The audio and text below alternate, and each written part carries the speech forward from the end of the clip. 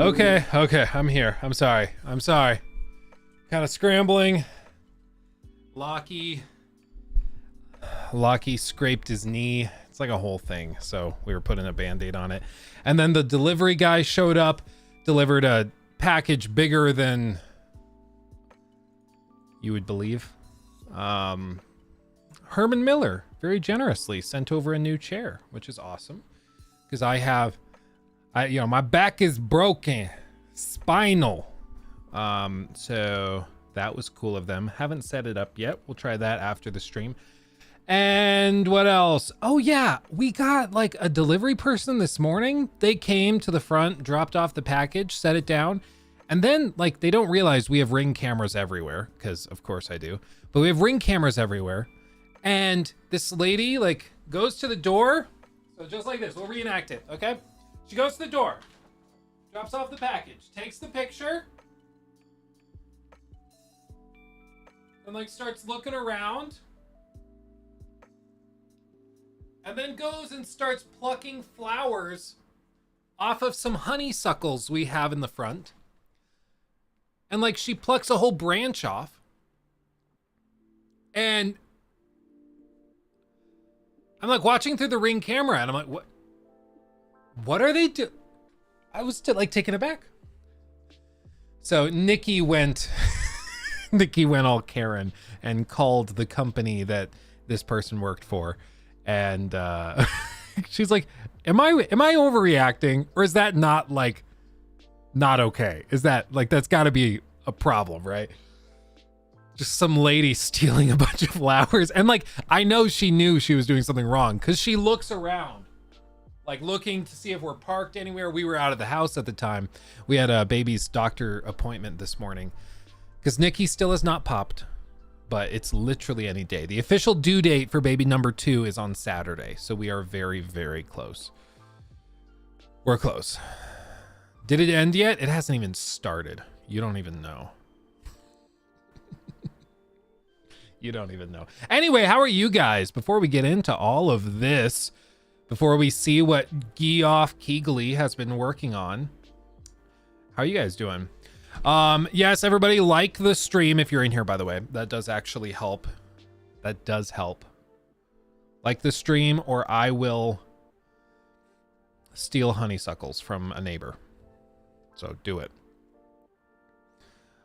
People hate their jobs, so they take it out on people's things, or people probably why she did it revels stress, or to like settle stress. Maybe that's what it's like. Screw these people. But like the box she delivered was tiny. It wasn't like she was really struggling.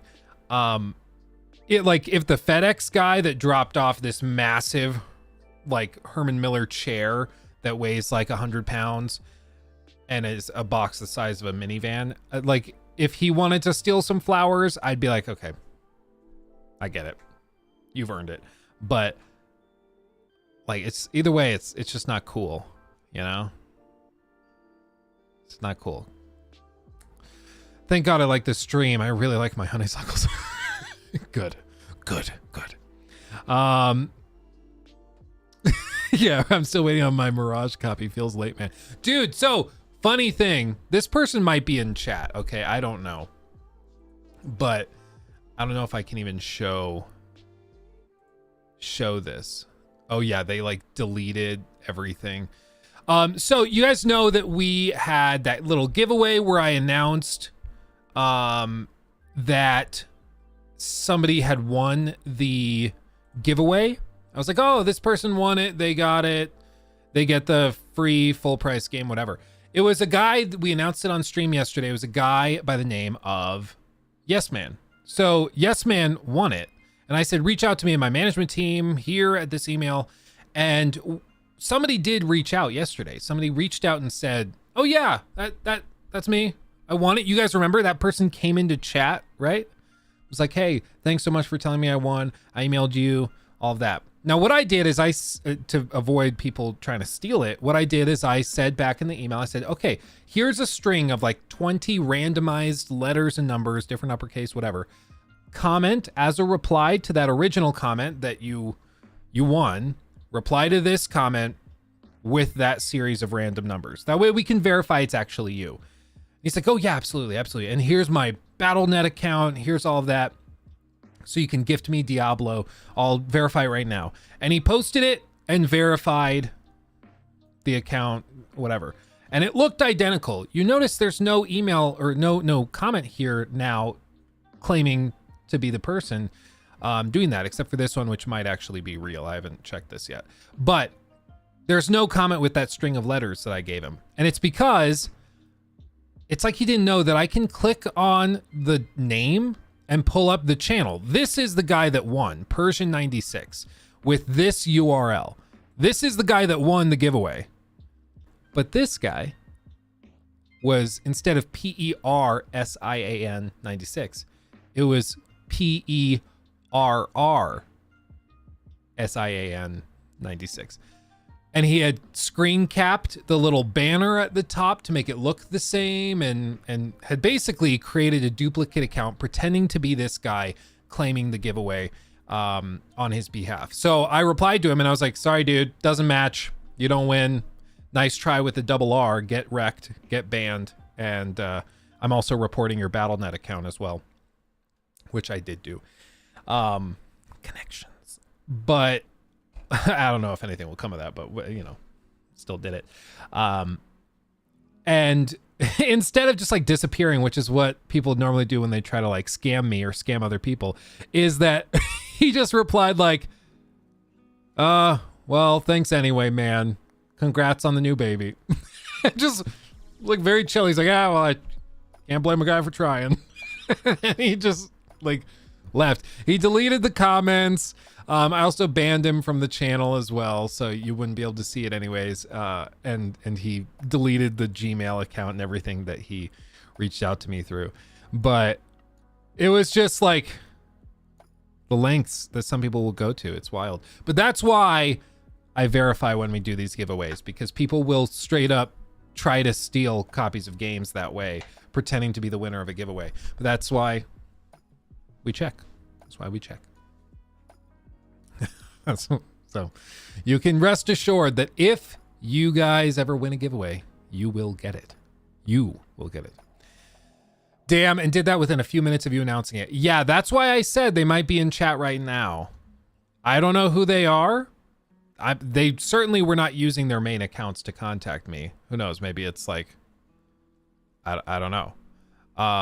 Did I ban him from the live channel? That instance, but he made a fake Google account to pretend to be that Yes Man guy. So it could be anybody in here. I don't know. But somebody also did it with the other giveaway we did for like, what was it? Maybe God of War Ragnarok. I gave away a copy of that. It's something like that.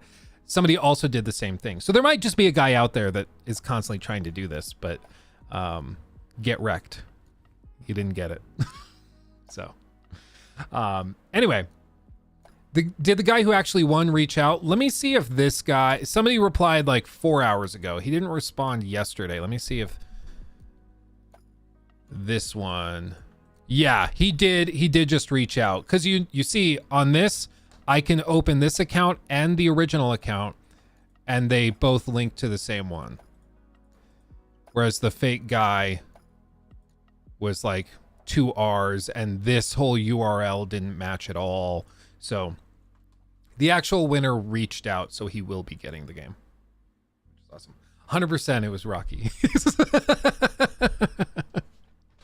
That's funny. Mike, thank you for the $4.99. Rocky, don't worry, we'll get you Mirage when it comes in October. Don't you worry, we'll get you that. Let's see, is it gonna read it? Every time I start reading it, it reads it. There we go. Super chatted $4.99. Thank you, my friend. Hyped to be part of the viewing party. Love your content, man. Thank you, my friend. And yes, I'm hyped for you to be here too. Should I just do this?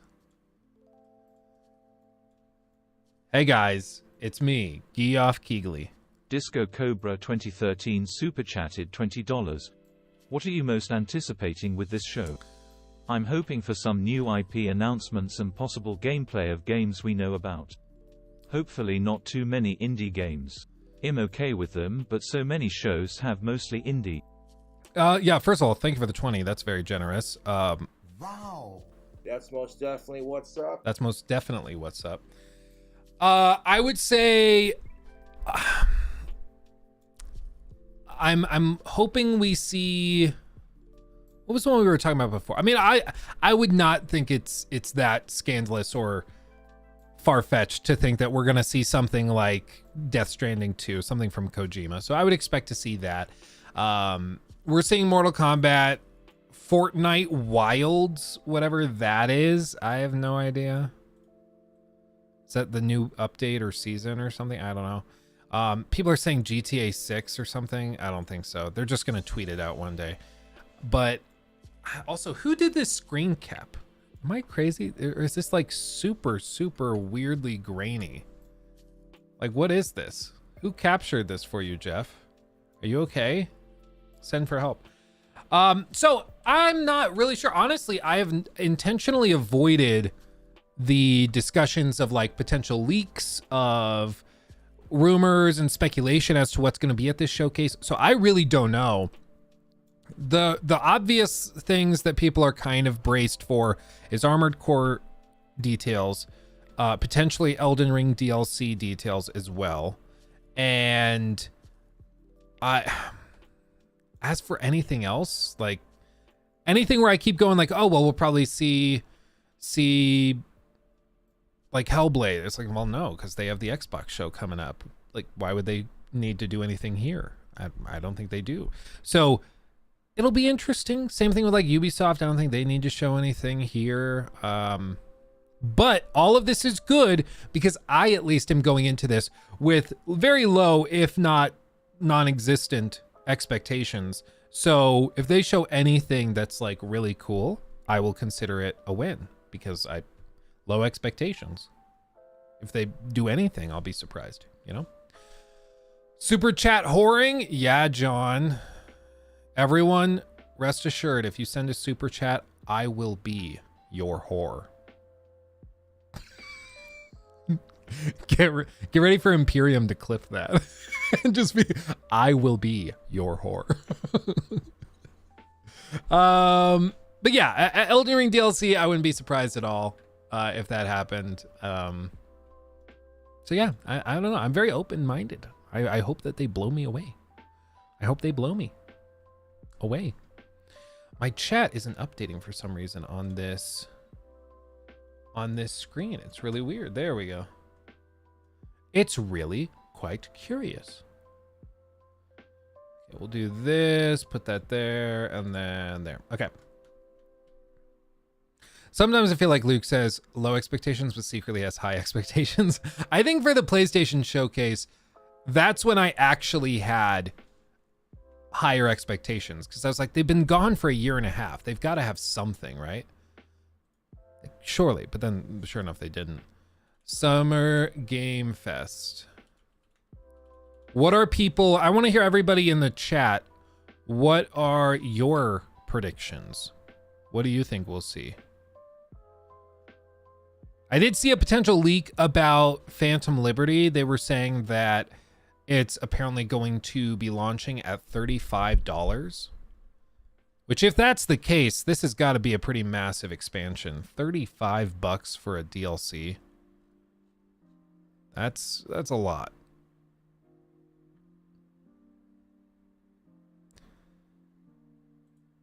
I know, some people are saying like Death Stranding 2, which I think we'll see.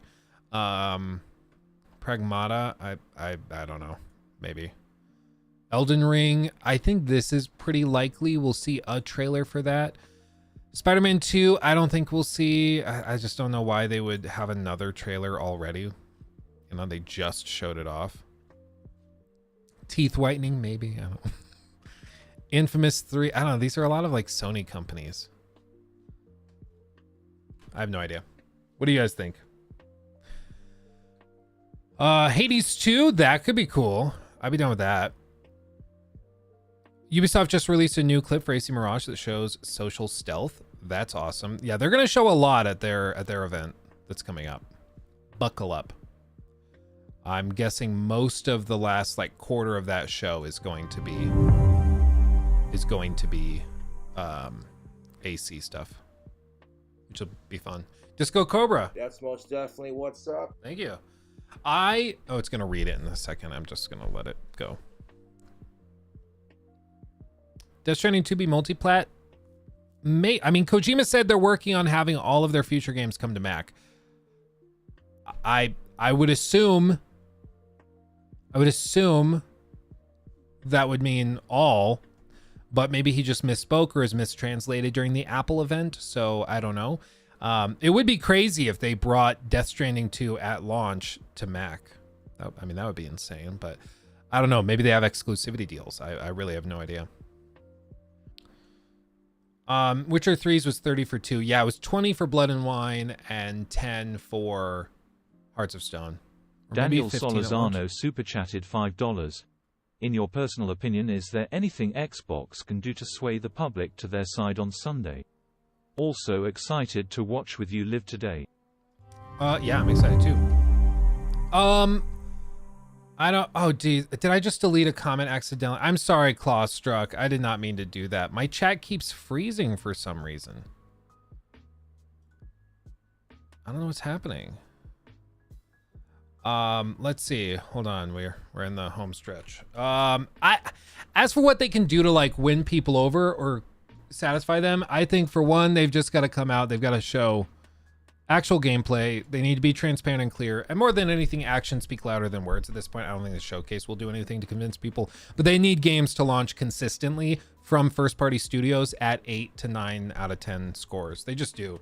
Like, as long as your first-party games are considered to be like solid B- at the best of times, players just are not going to get that excited about it, you know, because why would they? Whereas if you can come in and you can drop consistent bangers, which honestly PlayStation first party studios have generally done, then people can get excited, you know. Yeah, everybody like the stream as well. Get in there, drop those likes. What do those hip young you like YouTubers say? Smash that like button and I'll give you 25 V-bucks. Is that how you do it? Probably, right? Sounded pretty good to me. I don't know. Metal Gear Solid Delta gameplay, maybe. I don't know. I hope that they pull that off, but I don't know why everybody's so excited for it, frankly. It's coming from Konami. If anybody in the industry has burned all of their goodwill, it's Konami. With Bethesda, you could say, well, they had one slip up. It was a big slip up, but one slip up. But in general, they've done really good work in the last 20 years. Konami has, like, for a decade, just been out of the biz, doing slot machines and stuff. Like, why on earth would you get excited for anything they're doing? If they show it to you and it's awesome, great. But just with a cinematic trailer, I don't know why anybody would be thrilled. It's really weird to me. Their franchises are so good, but over the course of a decade of just being mentally checked out, like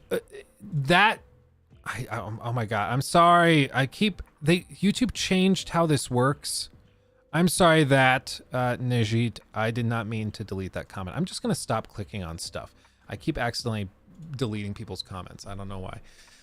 Yeah, Kojima's not working on any of this. And he's the guy that most people say is the reason they like the franchise. So I just don't know why people are thrilled as much as they are. People are like, I am so excited for that. I'm like, you've seen nothing. Like, there's no reason to be thrilled about it right now. It may be eventually, but right now there's very little reason. Yeah, my chat on this screen is just glitching out. I don't know why. So I'm going to be relying on this chat, but I know. Help me, Rocky. Every time I click that chat, it bugs out and bans someone or times someone out. So I'm just not touching it. Oh, God.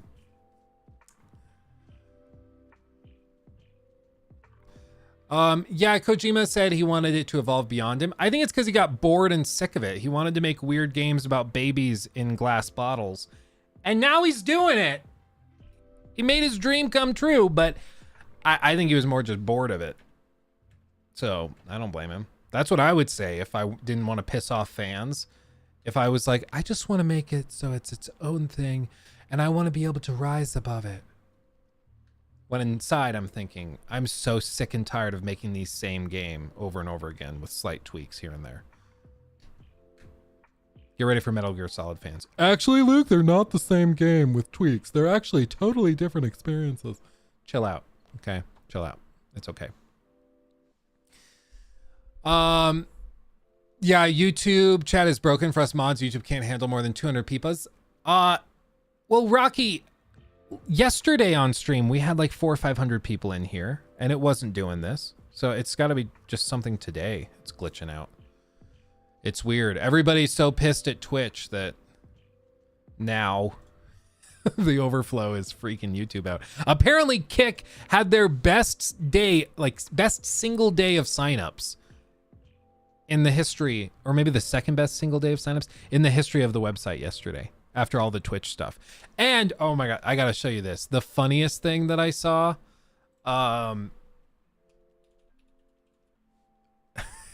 you know, community notes on Twitter. Look at this. Look at this. Twitch posted this 20 hours ago. Yesterday, we released a brand new new branded content guidelines that impacted your ability to work with sponsors to increase your income from streaming. These guidelines are bad for you and bad for Twitch. We are removing them immediately. Guess what they didn't do? Remove them. So the added context is that, nope, if you actually look at the terms of service that they posted, it still bans all of this stuff. So they just are straight up lying to you in this post. It just a straight up lie. So it's just, man, it's amazing. What do you mean they're calling our bluff and that we actually need to remove it from the TOS? Man, it's frankly amazing. It's stunning. It's just an example of a company that has managed to make consistently horrible decisions at every possible step of the way. It's amazing. It's stunning. They'll keep it up until people forget. I don't know. At this point, after this one, this actually did seem to piss a lot of people off. This one actually did seem to get somebody like Asmongold and Moist Critical. They actually were like, yeah, this is the last straw. This is insane. Banning banner ads. Like, it's ridiculous. Like on this frame, like I said on stream yesterday, on this frame, this little Apex Gaming PC's logo in the top right there. Phenomenal sponsor, like amazing partner to the stream. Got me this hooked up. A bunch of you guys have bought PCs through them. I love Apex Gaming PCs. This. Hold on, is it gonna go? Why isn't it going? Is just my whole computer's glitching out? I think so. Okay, I was gonna stretch it and make it a little bigger and be like, see, this would get me banned on Twitch, but you get the point. You understand. You understand. Thank you, Brandon, by the way. Also, thank you to, who was it? YouTube chat is Brandon struggling. Roll super chatted Nerdy for re-upping your membership. Cents. I'm excited and hyped for Starfield, but I'm trying to be skeptical for Starfield, and if the game looks good and gameplay is good at the showcase, should I pre-order the game or wait? Love, ya Luke. Thank you, Brandon. I love you too. Like in my view nowadays, the only reason to pre-order something is if you're getting like a collector's edition for something you're actually pumped about. If it's just like, oh, you get the gold skin and you get 3 extra skill points at the start of the game. If that's what it is, I don't pre-order ever. Like collector's editions, yeah, it's technically pre-ordering and you get some cool stuff, but otherwise I don't see why anybody would do it nowadays. I just don't get it. Yeah, Nerdy Wolf, like I said, thank you for that. Intent Chief, thank you for the $1. Appreciate you.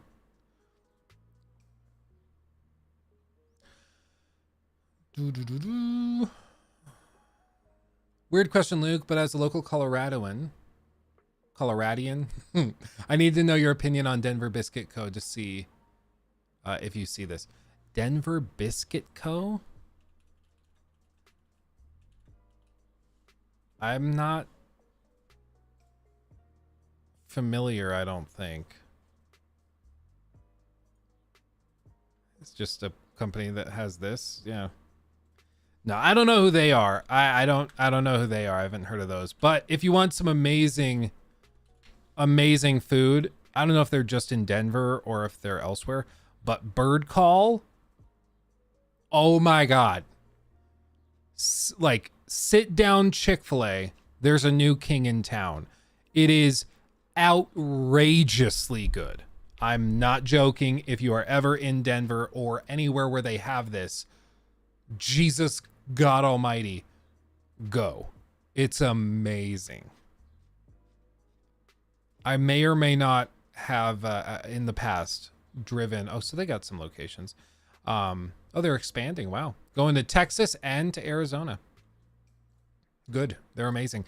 But yeah, I may or may not have in the past driven like 45 minutes to get one of their meals. It's that good. It's just ridiculous. The show will start very soon. So we're in the home stretch. At least they're streaming now. Oh, anyway. Denver Biscuit Co. is good. Yeah, I've not been. Let's see. Seems like a road trip reason. Exactly. Lord Kev, good to see you. Howdy, Luke, baby, or Luke, babe, and baby. Baby 2 mid-show wagers. Can you imagine if I'm like, guys, I gotta leave the stream early. Nikki's going. It doesn't usually happen that fast. Okay, so usually it's like contractions start, and then like with Lachlan, she started going into labor at like 3 a.m. And then we only headed to the hospital at like noon to 1. So it like takes a little while. It's a slow burn, but they only want you going to the hospital once they get to be like anywhere from like 3 to 6 minutes apart. That's when you go to the hospital. Otherwise, you're going to go in and they'll just send you home. One of my friends, they just, no, it wasn't them. I have another friend, like months and months ago, they had a baby, but when they were in the process the day before she was going into labor, had the contractions and stuff, they went all the way to the hospital when they were like 8 to 10 minutes apart, and they did whatever analysis they had to do, and they sent her home and said, you're probably still another 4 or 5 hours out, so come back then. Which is just, man. Y'all ended up eating Mexican food yesterday, I imagine. Yep, got that carne asada. It was pretty good. It was very overcooked, though. You know, carne asada is good when it's still tender. It's like a little red. That's how you got to do it. But this was like roadkill. It was just, they left it on there for like 20 minutes. It was very tough. It was a little disappointing. Tasted good, but was not cooked correctly. Yeah. I love me some carne asada, though. It's the spot. The only good thing in Cali is Freddy's. Ooh, I do like Freddy's. The malts. Oh, baby. I'm going to say it, though. Are you ready? Half of you guys are going to instantly unsub and run away. I'm just telling you this so that it doesn't come as a shock to you, okay? Prepare yourself. I don't think In-N-Out deserves the hype. I said it. A lot of people are afraid to say it. I'm not. I said it. Hold on, let me rescale this. Wait, why is it trying to do that? That's weird. It's like trying to crop it instead of scaling it. I don't know why it would be doing that. It's like glitching out. Weird. Okay, so OBS is just glitching out today. Well, good thing the scene is already set. I was going to have that in the corner, but I guess not today. Okay, well.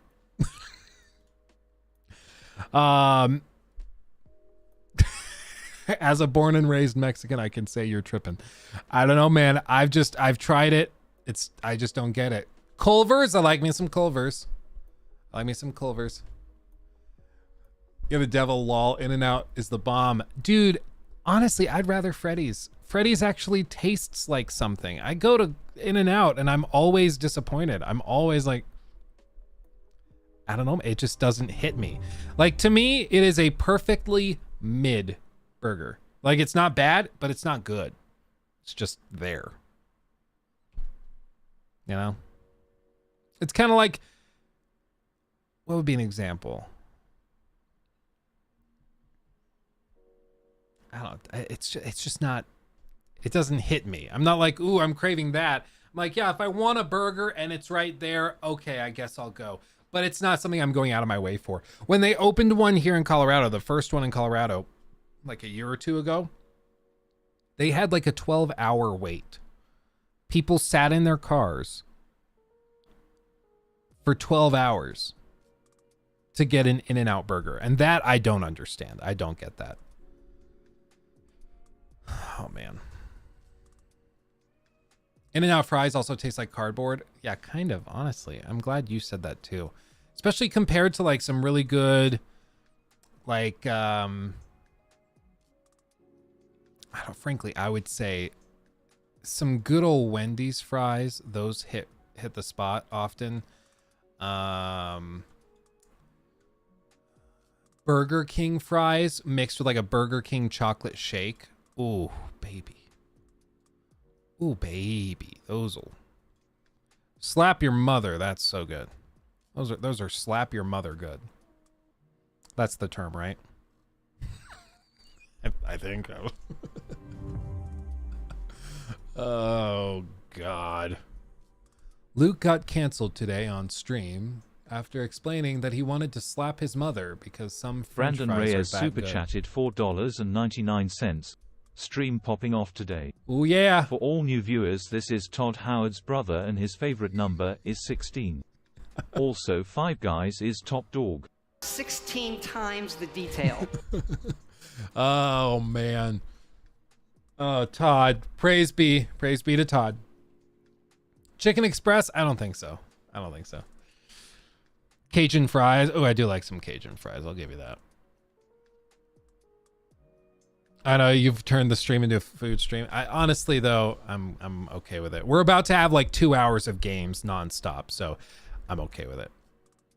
Todd missing in the background. Well, he's not going to be at this showcase. At the Xbox showcase, I'm going to have Todd Howard. Yeah, we're going to get the cutout. He's going to be sitting behind me for the whole stream. I've thought about dressing up like Todd Howard, but I don't know exactly what he's going to wear. He's worn the same leather jacket like 2 conferences in a row, but this might be a different one because this is like his big moment. I don't know. Thank you, Wet Donkey. Oh, welcome to Show Off. Ooh, you got that upper tier membership. Ooh, baby. Thank you for that. That was very generous. That was very generous. Thank you. Do do do do dooby doo boo scooby dooby dooby doo bow. Oh, we're close, guys. We're close. Let me see if can I gift memberships? Yeah, I want to gift some memberships to you guys. Join for access. How do I do that? YouTube's so inconsistent with when they allow you to gift memberships or not. How did I do it yesterday or the other day? I don't. Give it to me. I don't know if I can like specify where it goes to. I think it is just kind of random. I'm pretty sure it's just random. Can I gift? Yeah, membership gifting. There we go.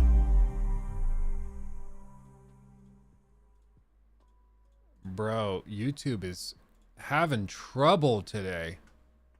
Mr. Mo super chatted $4.99. Have you ever had slap ya mama seasoning? That stuff is fantastic. I actually have. Yeah, dude, membership gifting. I press the button and it like pauses and I can't click on it. Well, I'll try gifting memberships again later in the stream. Maybe my computer's just freaking out. Maybe that's what it is. Maybe it's less YouTube and it's more me. I don't know. You guys can hear, let me try the audio, make sure the audio is working. You guys can hear this, right? This god-awful music. What is this?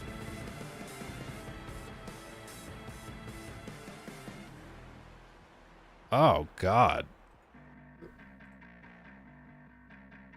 Oh, is there more audio playing somewhere else? Okay.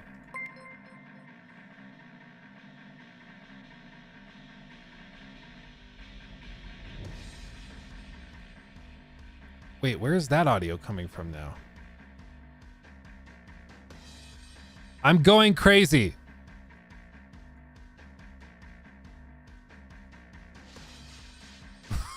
Okay, there we go. Okay. It was playing two different tracks.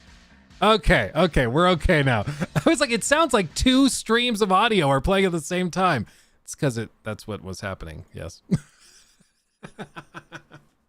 It's okay. I'm the guy that screwed it up. That's me. Yep.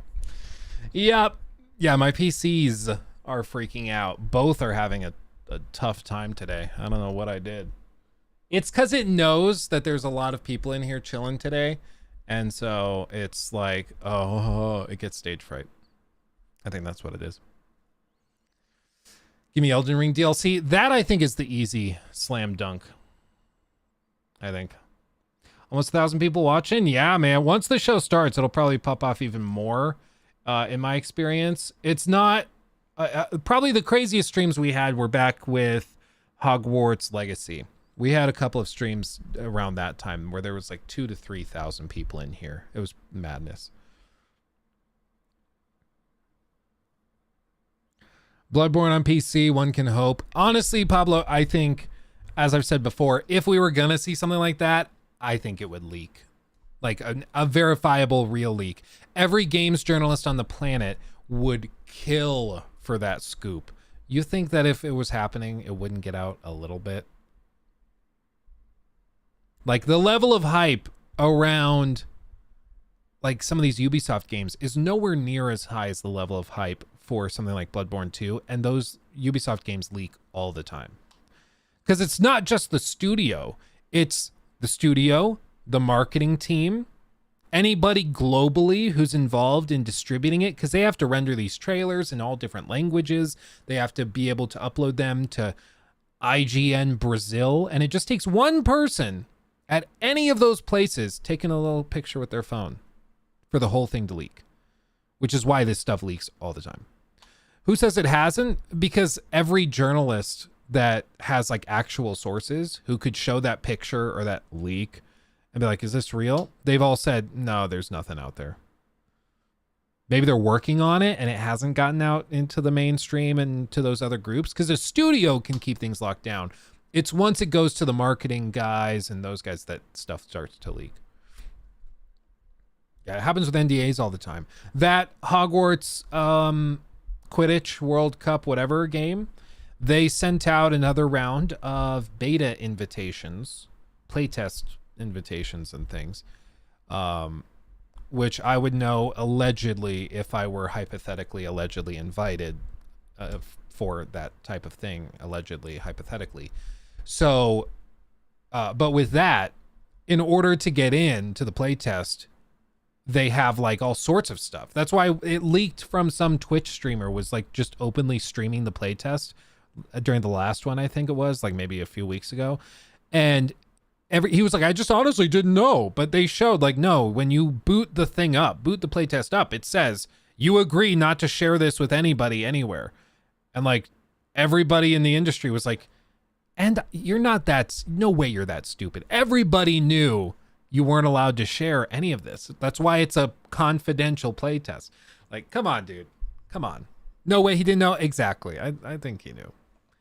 Because why else would he stream it and then be very open about it? Yeah, it's just amazing.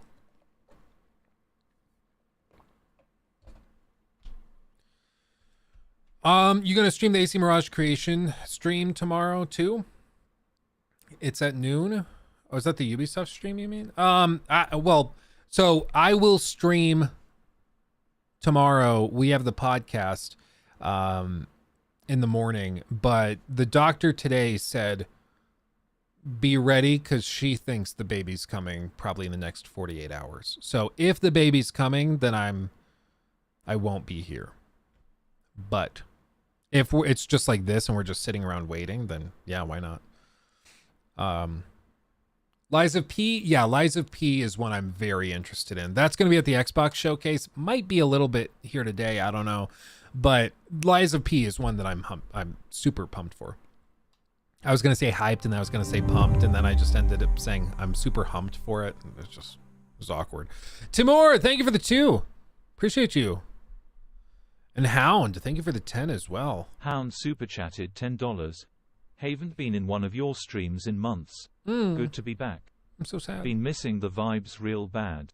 Now it's 16 times the stream vibes. You're goddamn right, Jesse. Yes. I'm glad to have you back too, my friend. It's good to see you. And thank you for the 10. New word coin. Yeah, I'm humped right now, bruh. I'm humped right now, bruh. I told Nikki that whenever I hear somebody say the word like, oh, you have me pegged, that it messes with my brain. And I have to like divert. I go through the steps. Oh, no, they don't mean that. They mean this. So she's been messing around. She's been messing around with that and like joking about it. And it's funny. It's like, oh, she said something like yesterday just to mess with me, where it's like, oh yeah, I'm pegged down on this. Soon you will be too. And I was like, oh my God. Got me pegged. What does it mean? It means like a wooden peg, like you're pinned down. Or like if somebody has you pegged, it's like they've got you exactly where they want you to be or where you should be. You know, so it's like if somebody says you seem like the kind of guy that wears socks in the pool. Very weird thing to say, but if that's true of you, they've got you pegged. That is exactly the type of person you are, you know? It's a weird saying. It's a weird turn of phrase. No, but what does it really mean? But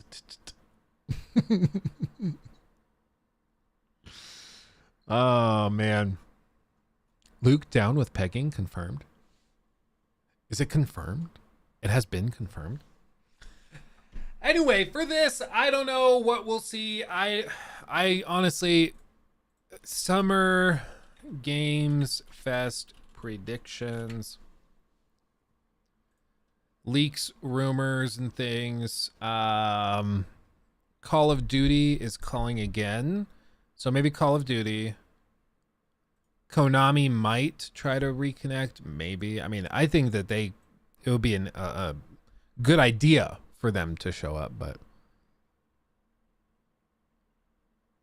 I don't know, maybe PlayStation shows something. I don't know. I just would think if they had more stuff to show that they would have shown it, but what do I know? Maybe they had prior agreements to show stuff here. I'm not sure.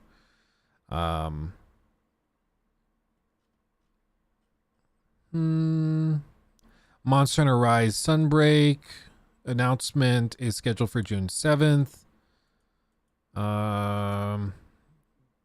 Yeah, maybe Dragon's Dogma 2. There really is not a whole lot here by way of like predictions and leaks and things. Persona 3 remake. Maybe.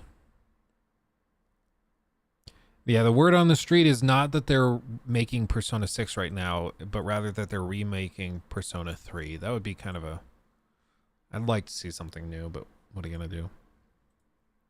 9 minutes away. Other stuff, Death Stranding 2. This one makes sense to me. I would love to see City Skylines 2. That would be cool. I'm actually interested in that. I love the first one, but it kind of broke by the end. It just became all about traffic management. It just didn't stay super fun. It got super tedious later on. Life by You is another possibility. Upcoming release looks like an alternative to The Sims. I remember this was shown off When did they announce this? Oh, is that the Paradox Showcase? That's right. You guys remember this? It's like it's an alternative to The Sims. I don't know. None of this footage looks great. But honestly, if EA gets any competition, I'm down. We saw what they were able to do with City Skylines when they totally botched SimCity. You guys remember SimCity, how horrible that was? And then City Skylines launched like a few months later and was way better. Way better. So, I mean, I think this is a layup. People who play The Sims are crazy. There are some people, it's all they play, and they go hard. They spend so much money on it. Baldur's Gate 3, it's officially coming out of early access, so maybe a trailer for that. That would make sense. Final Fantasy VII Rebirth. They have been trying to up the marketing on that because apparently pre-order numbers for Final Fantasy 16 are not very good. Like really actually quite bad. I don't think it's that Final Fantasy looks bad to gamers. I think it's more that gamers are so swamped with stuff right now that they just don't even know where the time would go, you know? By the way, thank you, Linus Turd Tips, for becoming a member. Also at the show off tier. That is very, very generous. Appreciate you for that.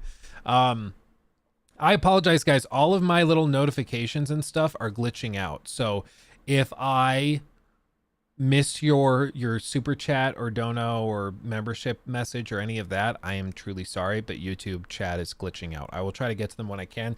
During the show, I will have all of those alerts muted so they don't distract anybody, okay? Just full disclosure, they will be muted during that for the sake of everybody's enjoyment. If you still want to, you know, join, if you still want to do that, it'll still pop up and show it, but I will not have the sound on.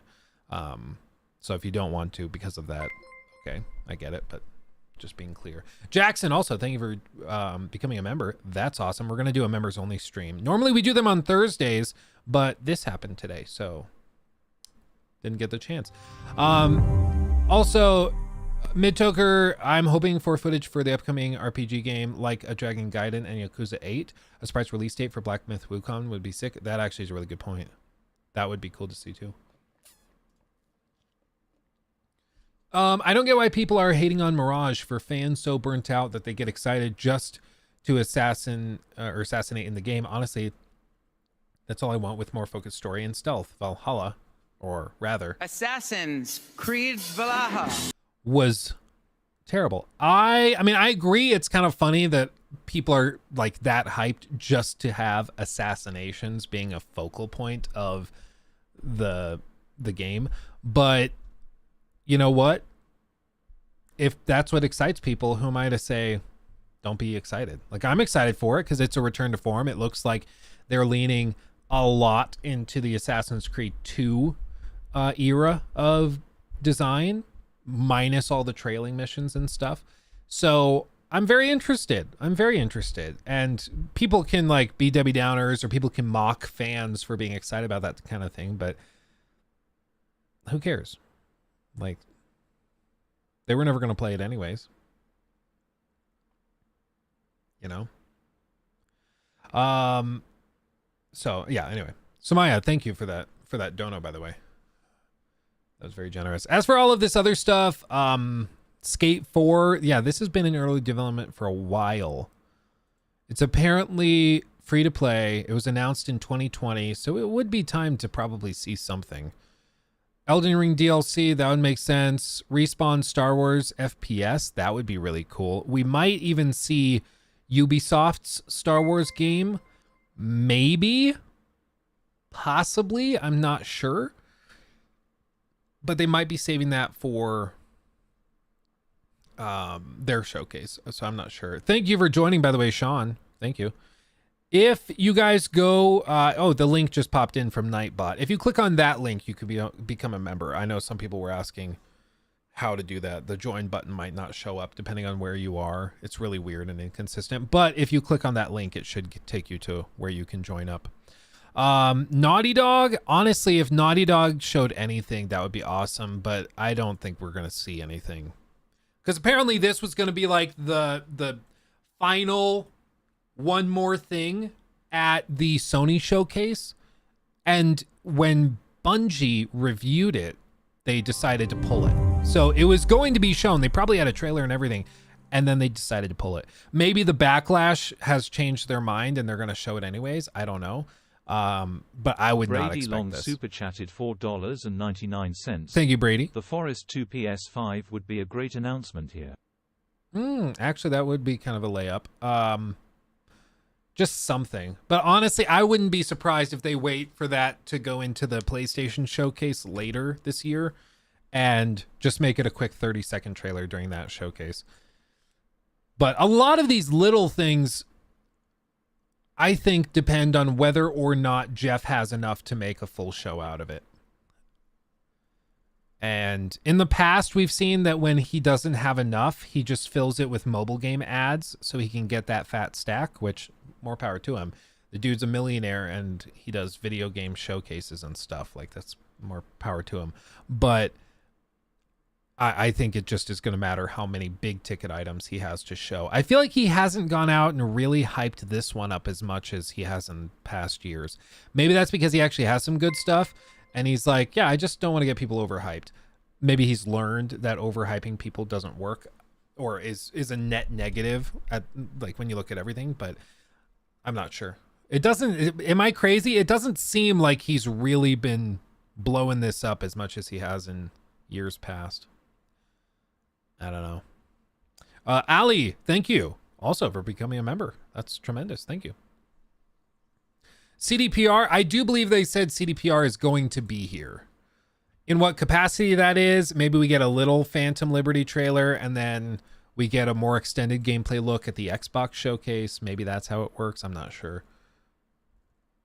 He said 3 or 4 games that people will be excited for. That to me, though, is so subjective because for him, that's probably like 2 of those are probably Kojima games that a lot of people don't give a crap about. So it's really hard to tell just by that. You know, like if Yang Ya comes in and is like, oh, you're going to love a lot of the stuff they show. That to me probably means that I'm not going to find the show very compelling because we like very different games, right? Same in some cases like Maddie. Maddie likes a lot of weeb stuff. So if he is super pumped about it, it probably means it's like Teenage Mutant Ninja Turtles mixed with some sort of anime. And that's great for him. If that gets you hyped, more power to you. But I just don't like that. So it might be super awesome of a show for him, but for me, it just doesn't get me hyped. Club Penguin Prime Gaming. That to me is easy money. I mean, why wouldn't they do that?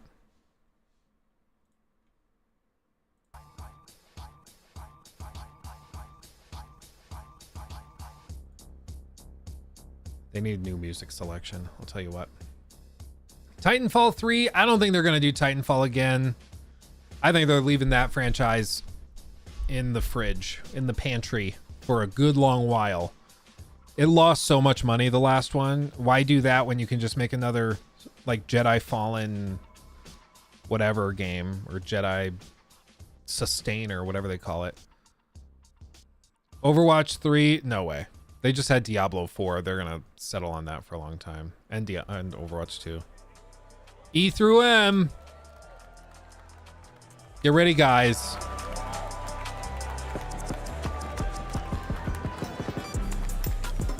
Bubbles! Please welcome to the stage the creator of the Game Awards, Jeff Keighley. Geoff Keighley.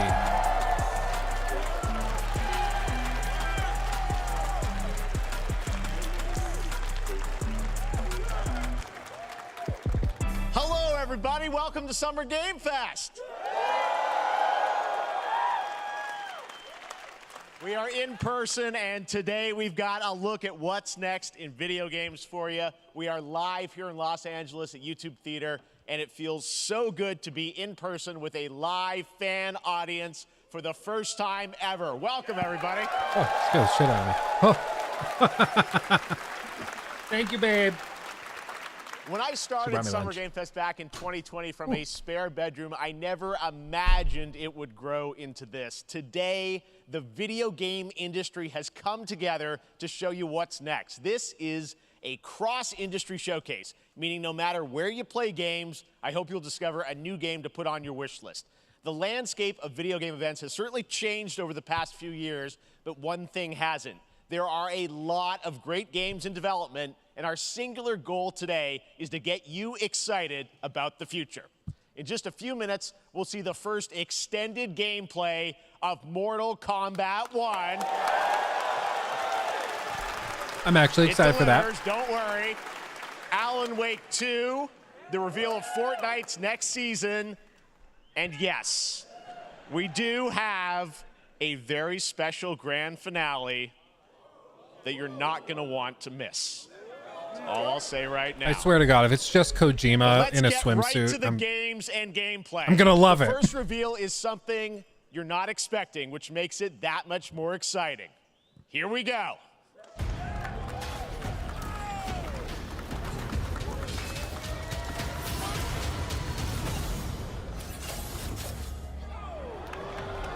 Our kingdom is cursed. The prince has been kidnapped and taken to a forbidden land. All hope rests with us, the immortals, to rescue him and save the empire. But we weren't prepared for what was coming next.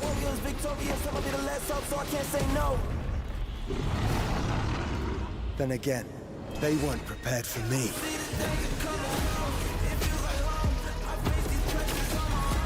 So it's like a side-scroller version?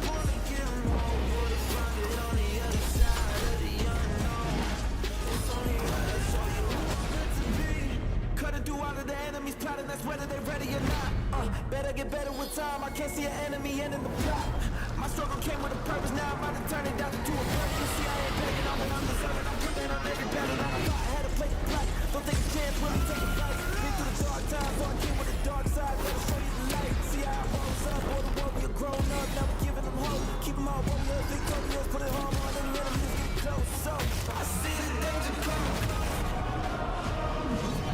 In these times of darkness, hope is the only thing that keeps us fighting.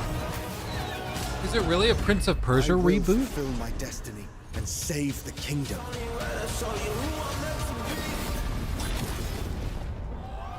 Wow. Okay. I'm actually, that's interesting. Did not expect that. There's a little surprise. Prince of Persia: The Lost Crown is coming in January 2024, a brand new action-adventure platformer in the iconic series with deep combat, some huge boss fights, and of course, incredible platforming, puzzles, and animation, bringing a modern take on the legendary franchise. You'll be able to see more at Ubisoft Forward, streaming on Monday as part of Summer Game Fest. All right, let's move along to another iconic video game franchise that just celebrated 30 years. That's right, it's time for Mortal Kombat 1. Couldn't keep you waiting on this one. It has been 4 years since MK11, and ever since, Ed Boon and the team at NetherRealm have been hard at work on the most ambitious MK yet that reboots the series into a new era timeline. And it's coming this September. Everyone has been asking, what does it look like? Who's on the roster? How do the new cameo fighters work? Well, now it is time for combat. No spoilers, but this video is literally insane. Here is an extended first look at the story, gameplay, and yes, of course, the fatalities of Mortal Kombat 1. Let's see it.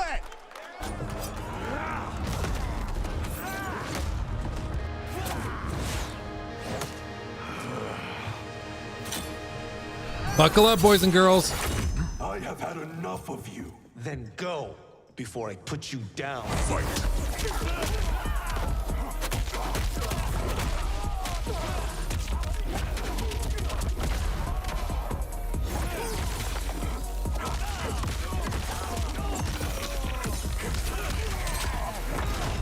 Today, you have proven worthy of joining us. Come, There are other champions, I must gather. What do you want? Sento. It's my family blade. Sento's mine, and I won't give it up without a fight. Oh.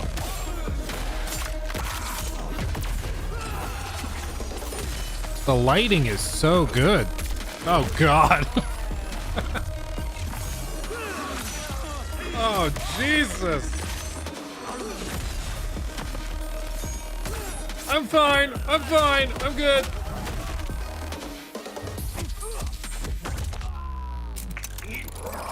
Enough.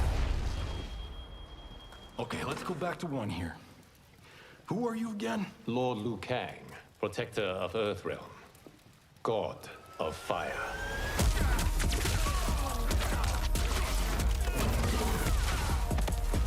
Jeez.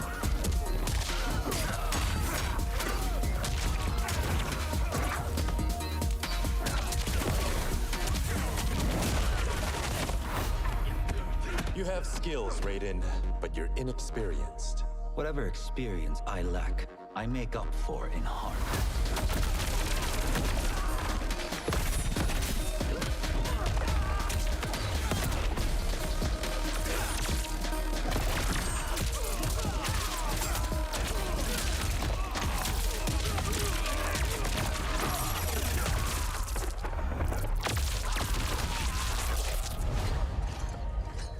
If your disease becomes known, you will be banished. Anyone else I only hungry? want what's best for you. Or do you secretly covet my throne?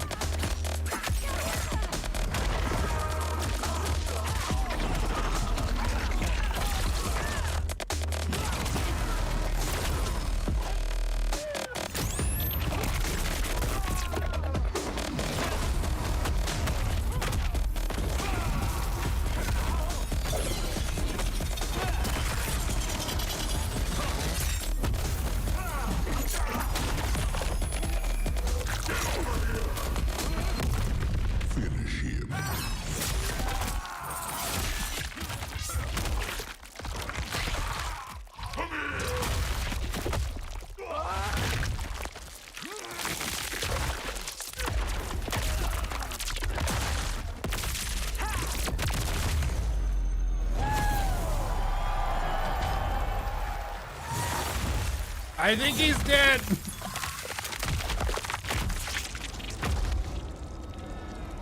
Classic.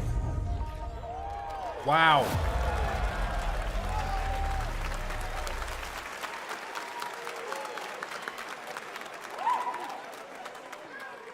I mean, that was pretty good, right, guys?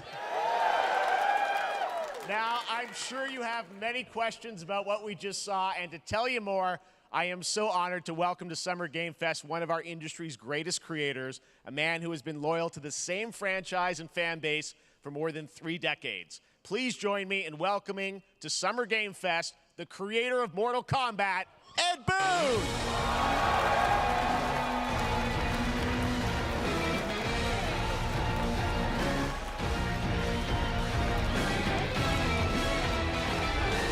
Congratulations. They love you. All right. Well, Ed, first of all, thank you for that incredible world premiere. We got to see all of the gameplay of MK1. And take a shot every time Jeff looks at the First of all, floor. this is in it's MK1. You're gonna die. From 11 to 1. So tell us about this. Is it a new timeline? Yeah. I don't know how many people have seen the ending of Mortal Kombat 11. Liu Kang basically was kind of graduated into, like, you know, a fire god, right? And he created a brand new universe. And this universe, this is why we're calling it Mortal Kombat 1, is because this is the beginning of a new timeline. A number of these characters you've seen before, but they're told in a completely different story. And so Sub-Zero and Scorpion are brothers now, and there's all these things that were rivalries before are now allies, and so mixing the whole thing up.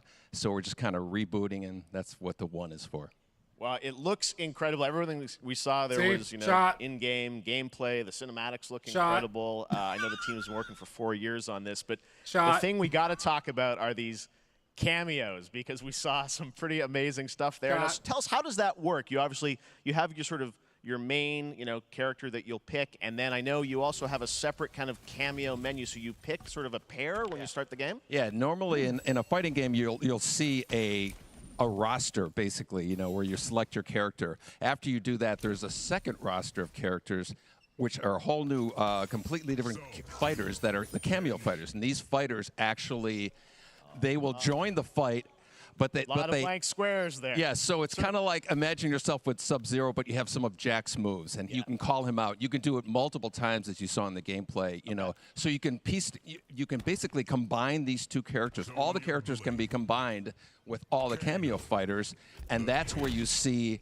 That's where the player's kind of imagination comes in, and they can actually customize it for what they like seeing, you know, the best team-ups. Well, so how does that work? So you're in gameplay, you have your main, you have your cameo. How do you summon them? Is it time-based? Like, how often do they come into? It's not a tag team thing, right? Where Yeah, exactly. And you're basically summoning them. It's just one button push is basically summoning, but they have a variety. So you can go, you know, push that button with towards, and it'll do a different move. Push it with down, it'll do a different move. And so the combination. Oh, I see. So you can bring them in a combo almost. Exactly, exactly. And you see there's like a meter up on top, which is basic. That'll limit it, so you can't obviously fire them indefinitely, but you can call them pretty much whenever you want, and they have, you know, like in the middle of a combo, they'll have a lot of you know, basically a whole arsenal of their moves. So Sonya, you saw come out there. Sometimes you'll see them appear twice in there. Amazing. So time-based, they come out, and then obviously as you go through, you revealed some of them there, but is it a different set of characters that'll be in the cameos? Are there some repeats from the main roster? How will that work? Yeah. Some of the characters are going to be available as cameos as well as the main roster fighters. You can play Sub-Zero with Sub-Zero, right? You can same thing with Scorpion. But a lot of our cameo fighters are kind of like nods back to our first game. So you'll notice Sonya and Kano and Jax are in their kind of older costumes. And so there's a lot of that novelty. We have a lot of like really surprise ones. I think you guys saw Goro. Yes, Goro popped in there. Yeah, Yes, exactly. So there's a lot of like kind of really digging into the old Mortal Kombat games as far as getting, you know, we really love the novelty of it. We really want the cameo characters to feel, you know, kind of nod to the old games. Well, speaking of not the old games, let's talk. You confirmed, I think, or at least known, that Jean-Claude Van Damme is actually going to be in this game as Johnny Cage, right? Is that true? Yes. That was, people don't know the story. I mean, Bloodsport was such an inspiration for Mortal Kombat, so he finally is now part of it? It's a huge first full circle moment. You know, the first Mortal Kombat game, we originally wanted to be Van Damme, the video game, and that never really worked out. So I can't tell you how many times over the last 30 years we've tried to get him. You know, we were this close, like 4 or 5 times. And so finally we got him, and he's doing the voices, too. Wow. So you're going to hear Jean-Claude, his voice doing Johnny Cage lines and stuff like that. We're really excited about it. Wow. Well, I know the team has been working so hard in Chicago to build this through COVID, and it's coming out in September, so we don't have to wait long, right? That's right. This has been a very difficult secret to keep over the last 4 years. And so, but we could not be more excited in terms of getting players' hands on it. And, you know, throughout the summer, we're going to be showing a lot more content, a lot more characters, a lot more cameo characters, you know, so there's a lot of reveals that are coming up.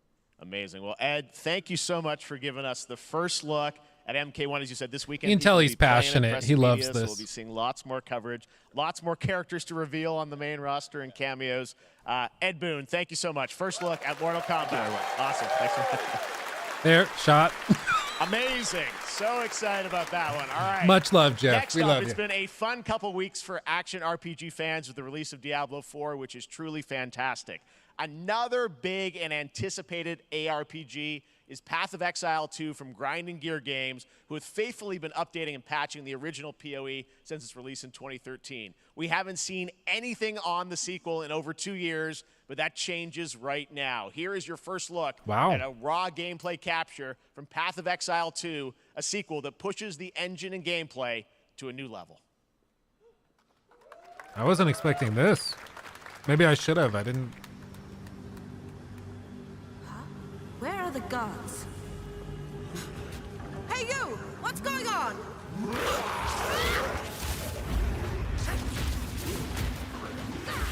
jeez, dude. It looks good.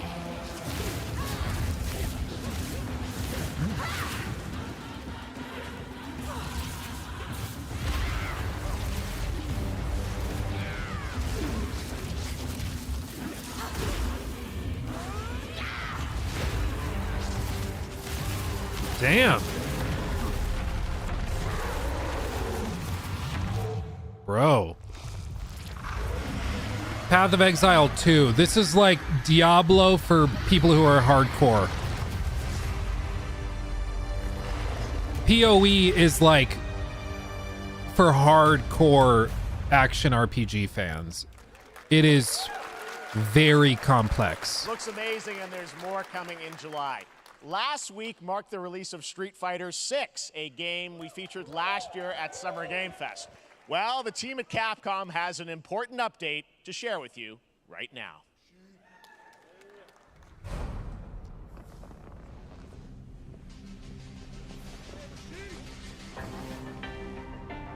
Toes.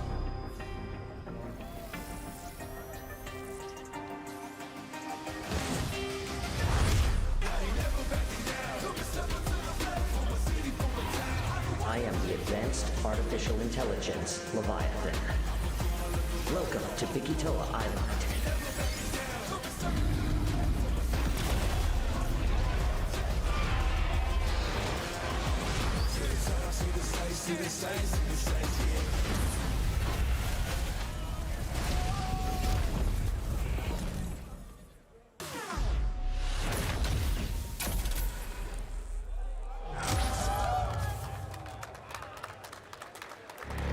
Okay.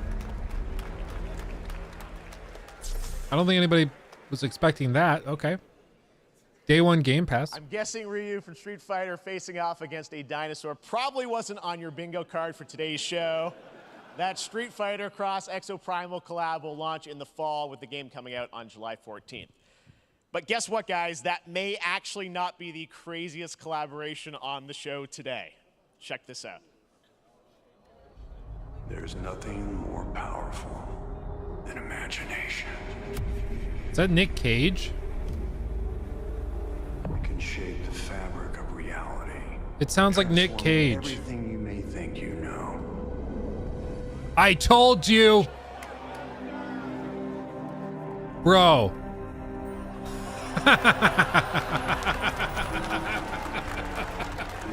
Oh, man. That's right. Nicolas Cage is coming to Dead by Daylight in July. I mean, I don't know how these things That's happen, funny. but I figured the easiest way to find out is probably to go right to the source. This man's bold creative choices have earned him an Academy Award and a few memes on the internet across more than 4 decades of incredible films.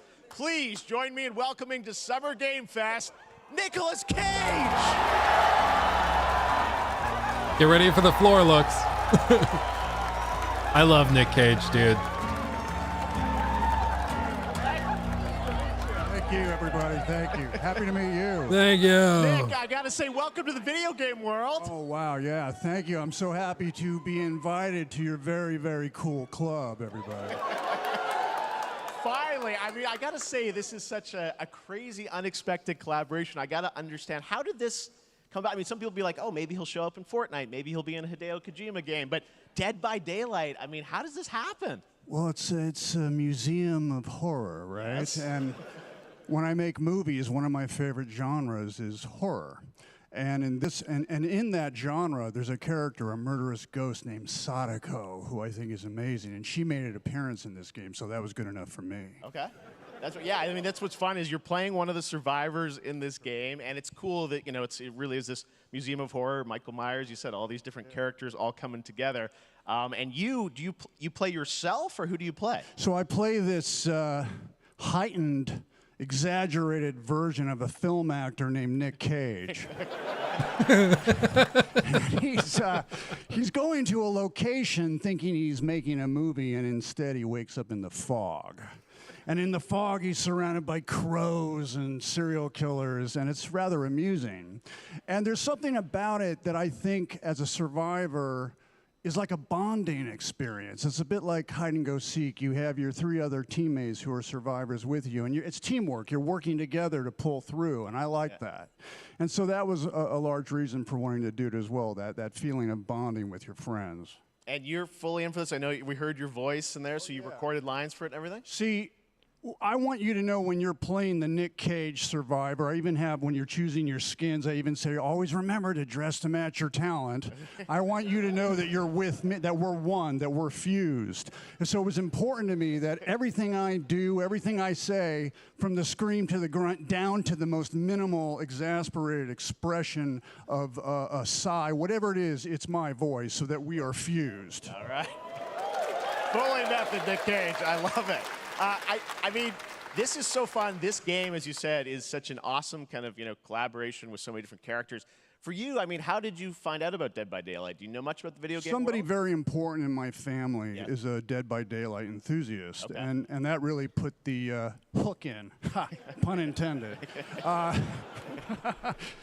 See, Dead by Daylight to me was an opportunity to branch out. I've never been invited into this space before. Yeah. I'm always looking for new adventures. So this to me was like, wow, I can make a whole new audience, meet a whole new audience, and branch out and go on this Dead by Daylight adventure. I didn't say, it took me nothing but a split second to say yes.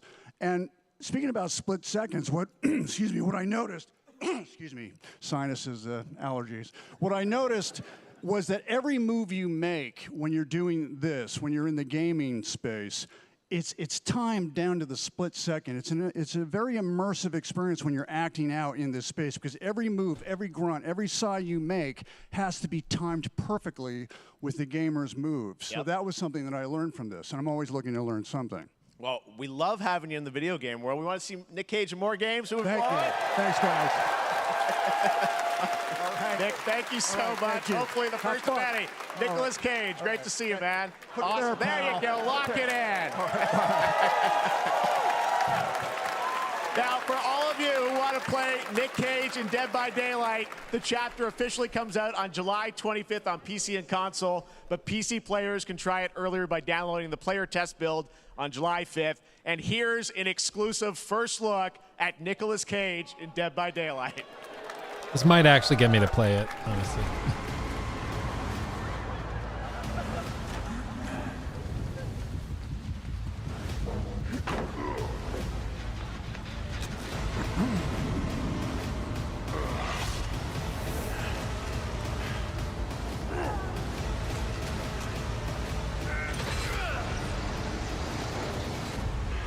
Damn right I made it.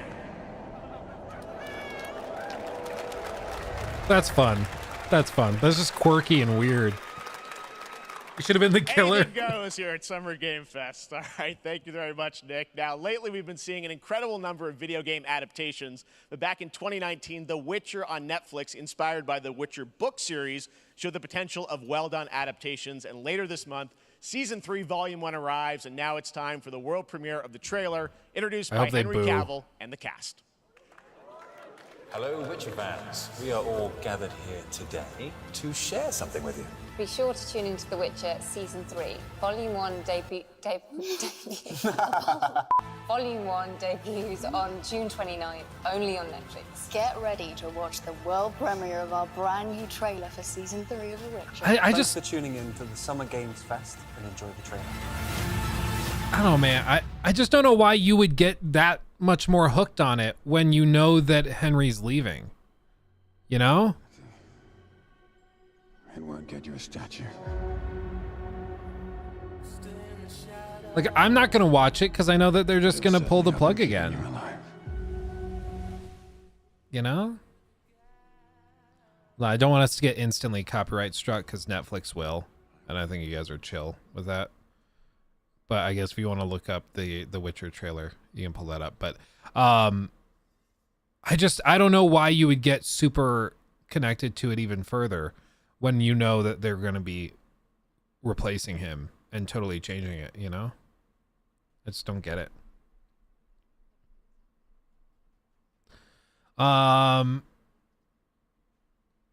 The theory is he's going to die and resurrect as Liam. Dude, no way they do that. I mean, I would almost respect it more if they just do the next season and it's just Liam, you know, like,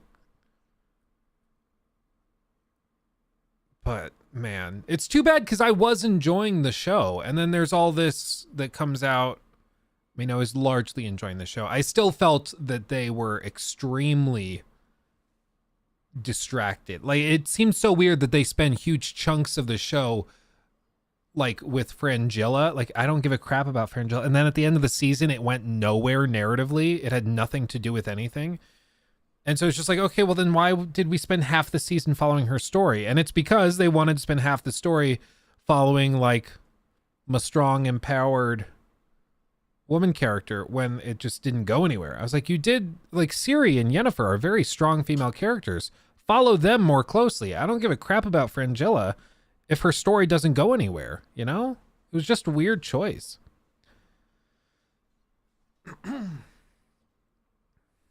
Anyway, it's too bad because the show could have been awesome, but they just got caught up in really weird alternative priorities, shall we say. I found it hard to follow. First season was hard to follow. Second season was less hard to follow, but it was like half about Frangilla. Plan starting at $6.99 a month.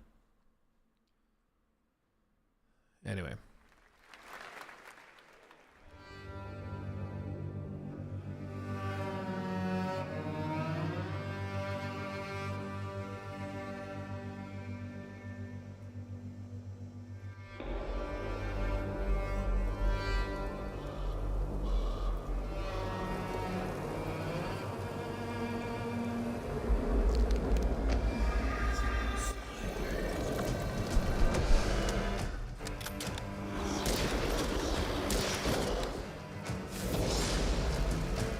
The Witch Hunt.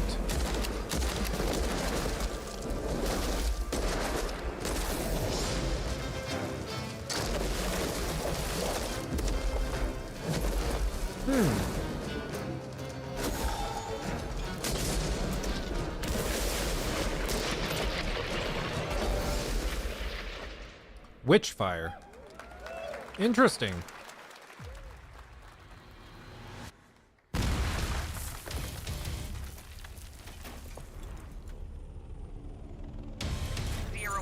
Operation Control clears you for engagement.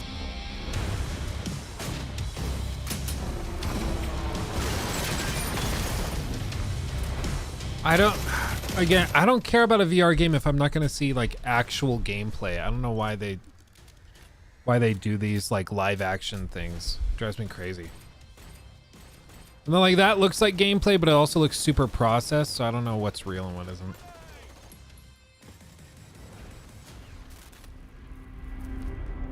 Let's go.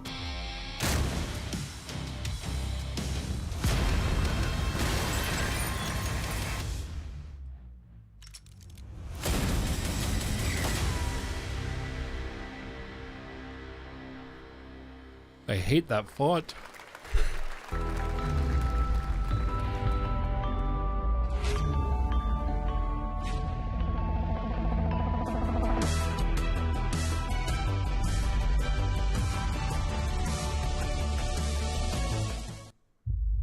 Samsung getting into OLEDs. The root will Watch out, everybody. everything for all time.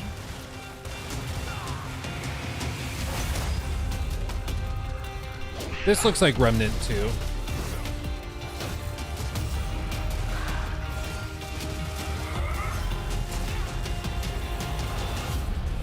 No turning back after this. You sure?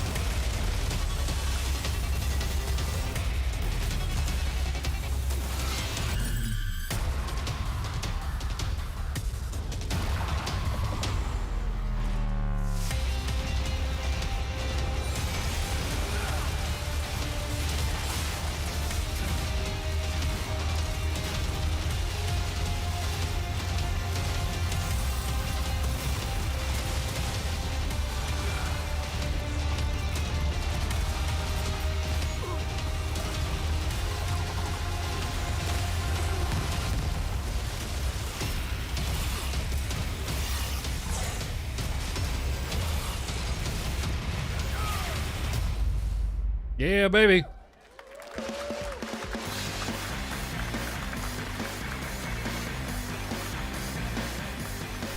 Jeff, where are you? There you are. All right, we have much more Summer Game Fest to come, including Yay. a first look at the gameplay of Alan Wake 2, the world premiere of the new season of Fortnite, Call of Duty Season 4, and maybe a few more surprises for you. As we go through today's reveals, use the hashtag gaming on TikTok to react to the news. And we want to welcome everyone co-streaming the show live on TikTok, Twitch, YouTube, and other platforms. For those of you on Twitch, we also have a special Warframe Twitch drop, a free Steinax Warframe for watching more than 30 minutes of the show. Now, speaking of surprises, another legendary gaming hero is set to return later this year in a brand new game built from the ground up in a style that I think is going to get this fan base and longtime fans of video games very excited. Here's another Summer Game Fest global game announcement. New thrills with a classic feel.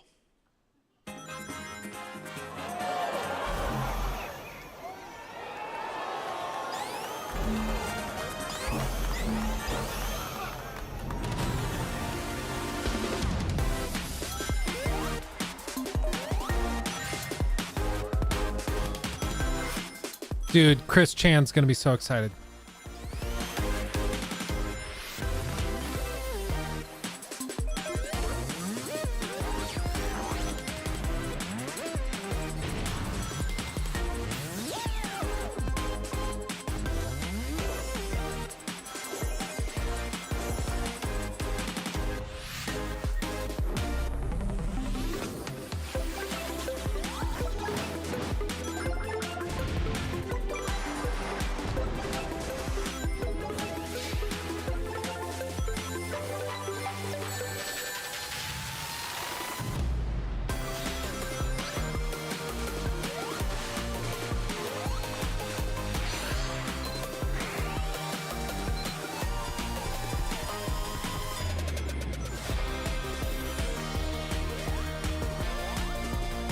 You guys know I love all of you.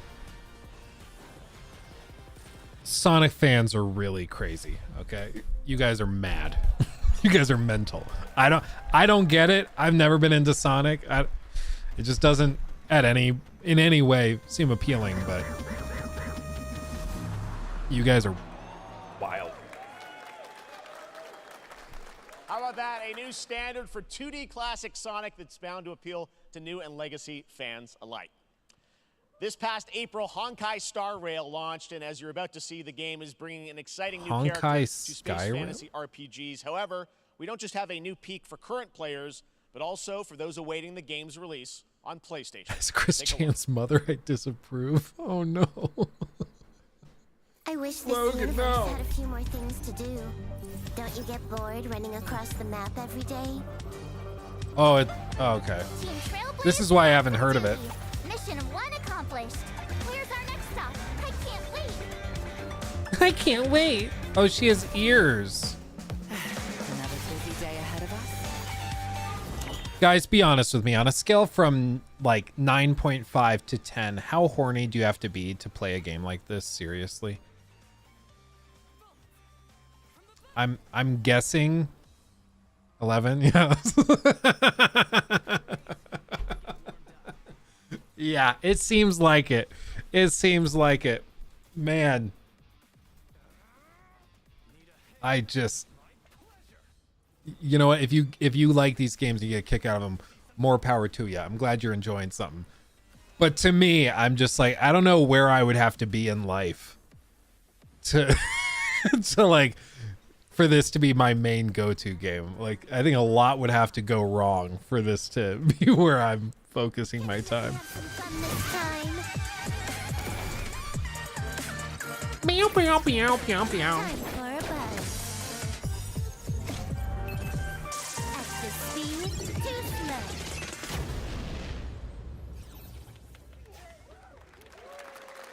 Coming to PS5 and on the App Store. All right, inspired by the story of Pinocchio, lies. Yeah, you like what you like. More power to you. Game from the team at NeoWiz, which is coming to Game Pass, PlayStation, and PC this year. Well, if you're wondering exactly when, we have news to share with you on its release with this brand new trailer. Oh, baby. Oh, baby. Geppetto's puppet. This one looks so good. We need your help. I need your help. Also, everybody like the stream. Like the stream for Jiggle Physics. Dude, it looks better than it did before.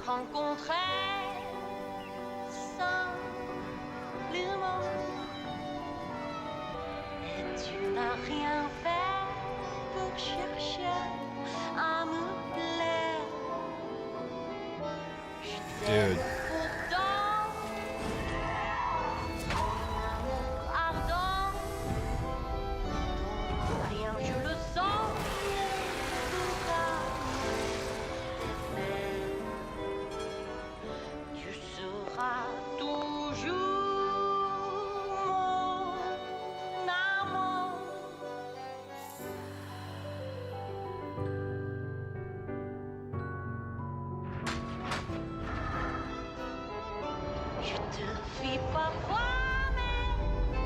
I think this game's gonna be huge. Mark my words. This was a phenomenal get from Xbox for Game Pass day one.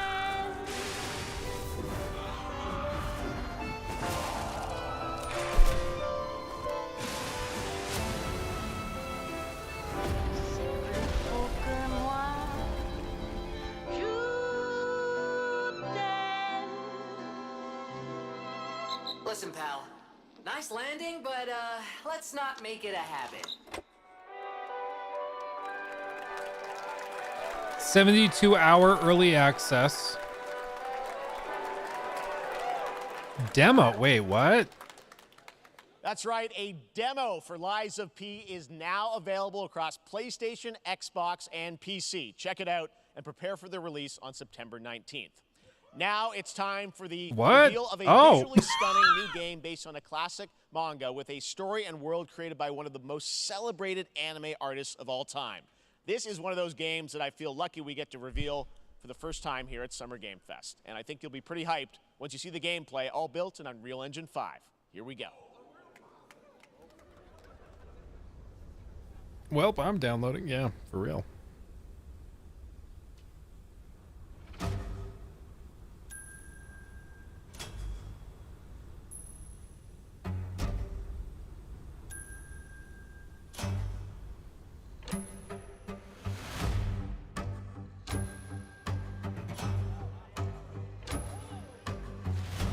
Chat, the audience is going crazy. I have no idea what this is. Oh, creator of Dragon Ball.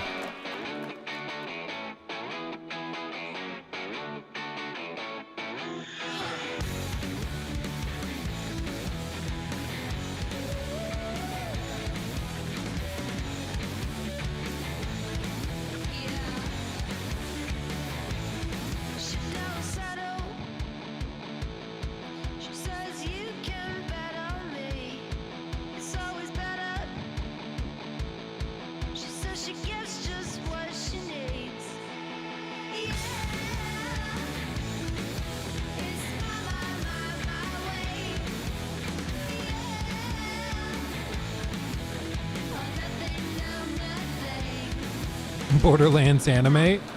Honestly, it's pretty accurate.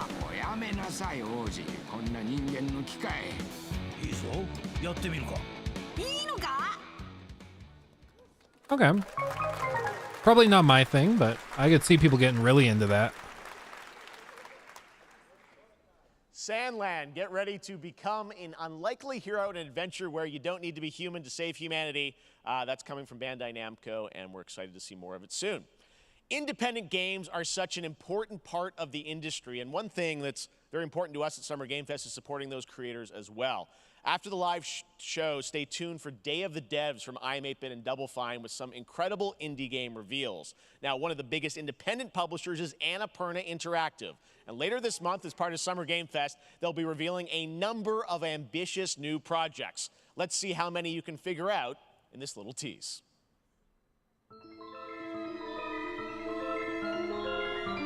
Oh, I wonder. Oh, what, really? I mean, just those two I'm interested.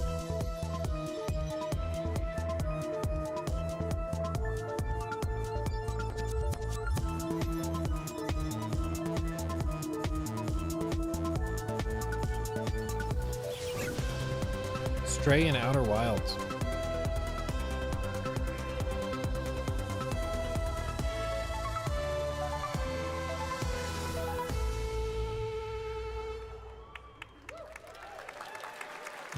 Logan, Jesus Christ. I wonder what that was at the end. We'll find out later this month. All right, next, we're stepping into the world of Throne and Liberty, a free-to-play PC and console MMORPG from NCSoft and Amazon Games with an always-changing environment, massive scale, PvPvE, and the ability to transform into creatures to battle across land, sea, and air. Here's a look at Throne and Liberty.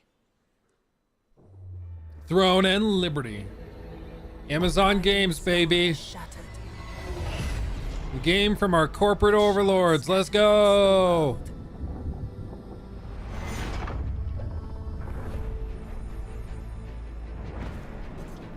An ancient evil searches. This is really quiet. All my volume is maxed out. Destroying anything in their path. The audio is just balanced really quiet. You must find them. Harness their power. The gameplay's bad? I haven't tried it. Just make Jeff Bezos simulator? Dude, it would just be yachts and orgies. That's all it would be. Actually, you're right. Let's make that game.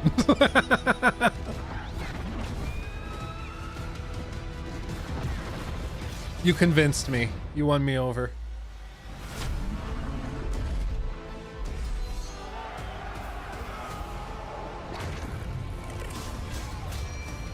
Oh yeah, but you're also bald.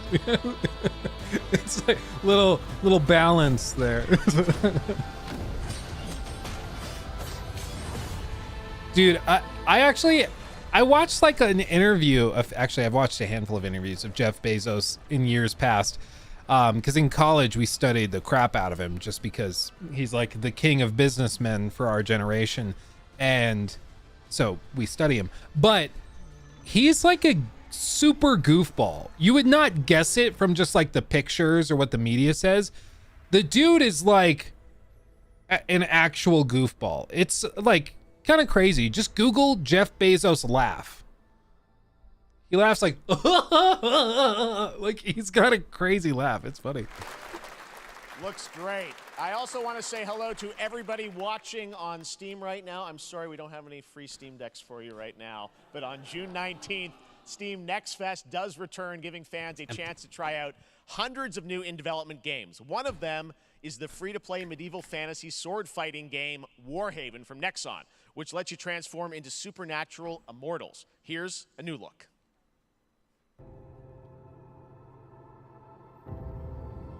No.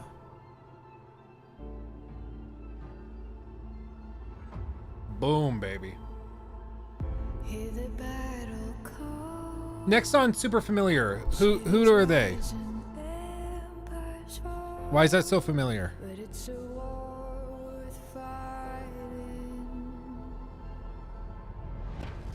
Taking up our arms, held the line up, here we touch, and we keep on Maple Story.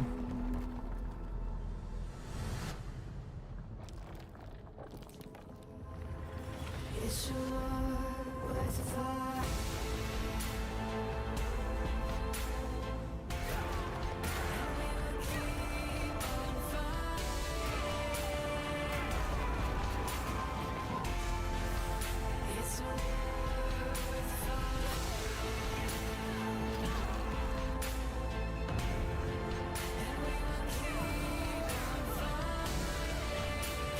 I don't know.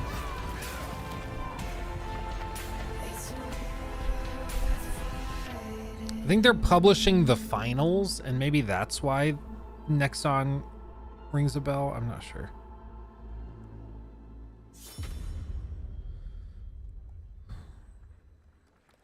Hey, this is not. Why can't I?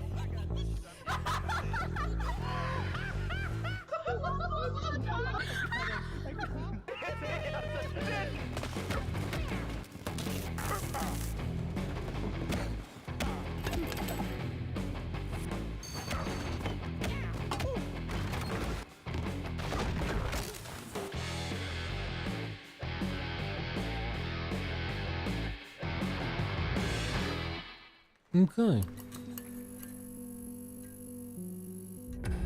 Pilgrims, summer is coming, and with it, a lot of cool stuff will make its way to Dying Light Tuesday Human. Get ready for darker, more dangerous nights and roaming volatiles, complete with improved parkour, rolling out with the next update in June. Then, right after that, we'll kick off an event season like you have never seen before. Trust me, for one of them, you will want to get your butt barbed wired. Very soon, you will get the deadliest summers to date. For a second, my brain was like, that doesn't look like Dying Light. Oh no, did it? Oh no. That was weird. Okay, seems to be okay. It didn't buffer anything. It's like on their end, the stream dropped frames.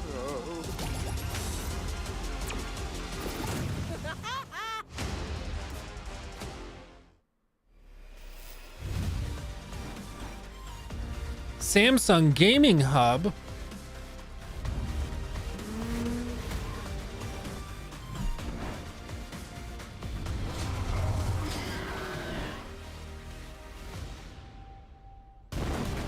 Assassin's Creed Valhalla. Assassin's Creed Valhalla. I've never used Samsung Gaming Hub, but it's probably okay. It works with like GeForce Now, which is really good. Welcome back to Summer Game Fest. Isn't that great? By the way, Crash Team Rumble is going to feature playable Ripperoo and Engine, Neo Cortex's right-hand guy in Season 1. Now, what? It's time to change the topic and descend into madness. Yes, please, Joining me Jeff. is a guy who was last on stage Jeffrey, at Game please. Awards 2021 to announce Alan Wake 2. Okay. He's come all the way from Finland. Please welcome from Remedy, Sam Lake. Sam, come to me, Sam. Looks dapper. Ooh, a black velvet suit. Dapper as always. Thank you. Thank Jeez. you. Well, we are so excited because when you announced Alan Wake at the Game I'm sorry, Awards, Jeff Alan Wake looks took the homeless awards, compared he to said this guy. 2023. We are in 2023. It's coming this October, and we are so excited about this, Sam. I know it's been a long time coming for fans and for you. 13 years since the first Alan Wake. So tell us a bit about what can we expect in the sequel. It's been quite a journey, yes. Yeah. Alan Wake 2 is Remedy's first survival horror game. We have two playable characters. It's a 50-50 split between them. 50-50-50 split. On their own separate terrifying Oh, there's journeys a moth in through here. two different worlds, and yet it's all connected. And the player gets to switch between them at given points in the story as they choose. Yeah, we saw, obviously, at the PlayStation event, you revealed Saga, the second character. Tell us a bit about her. She's in Bright Falls, and she's sort of living a narrative that Alan has written. Is that right? Well, that's a good question to ask going into this. So, yes, Yeah, half we man, have half Alan bear, half Wake, our pig. title character, of course, Man, bear, trying to pig. escape from the nightmare dimension of the dark place. Yes. And then we have Saga, our new hero, FBI agent, coming to the Pacific Northwest small town of Bright Falls, together with her partner, Alex Casey. Okay. So and they're somehow linked in some way, right? They are coming to investigate Yes. a series of ritualistic murders. Okay. And very quickly, the investigation turns into a nightmare when they discover pages of a horror story. Maybe written by a certain missing writer. By the initials AEW. And this horror story starts to come true around them. Interesting. So obviously, it's Alan is still going to be playable in the game. You're going to experience his journey, but Saga, this is sort of new character, and there is that sort of link. Tell us a bit about. You said split 50-50. Do they have separate missions? How? Because I think you can play them in sort of different sequences or orders if you want, right? Yeah, we go into the experience playing as Saga, and it's a sequel, but it's also a standalone experience. We are not expecting everybody to do homework if they have not played the original game. This can be enjoyed as is. Saga doesn't know anything about the lore, about the supernatural in this world. She will be going in very quickly. She has to learn to survive, and with that, all the players will be on that journey with her. And then we open up the experience so that you can hop to play Alan Wake in the dark place as he's trying to find his way out. And you can keep on playing as Saga in the Pacific Northwest as the investigation goes on. And you are free to switch between them. There are a lot of connection points in many surprising ways, but there is no right way to play through this.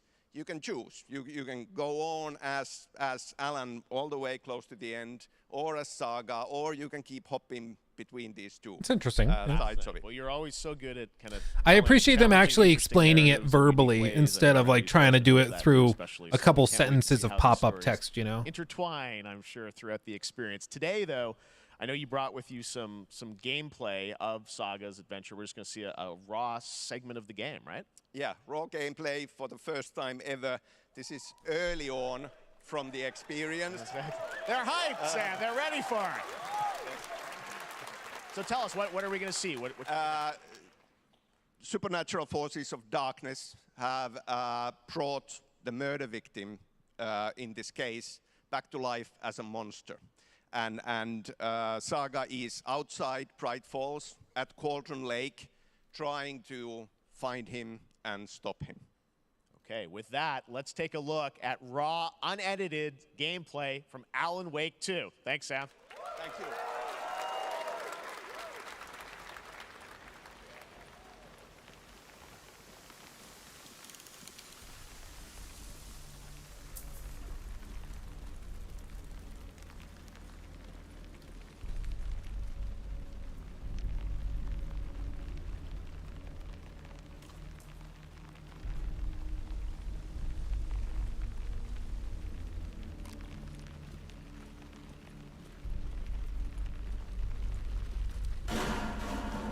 Sounds like somebody's home.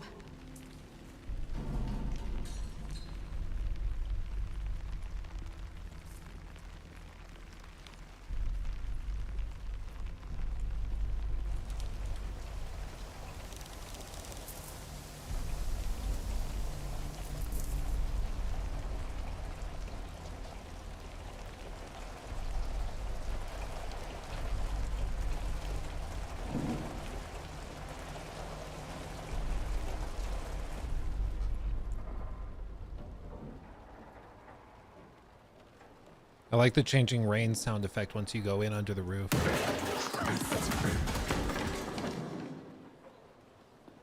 Oh dear.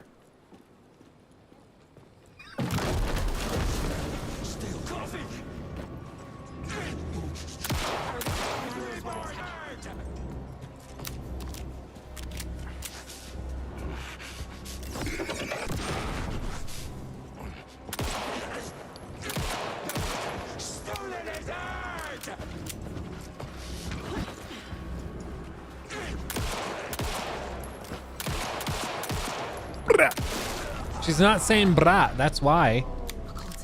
You're supposed to say brat. Like Nightingale. Resident Wake. Yeah, it kind of seems like it.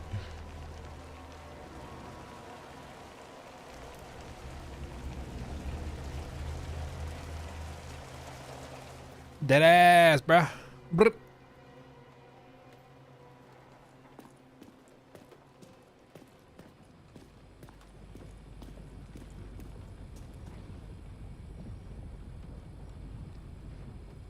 Sleeping bag. Get the gun. There's a gun on the wall.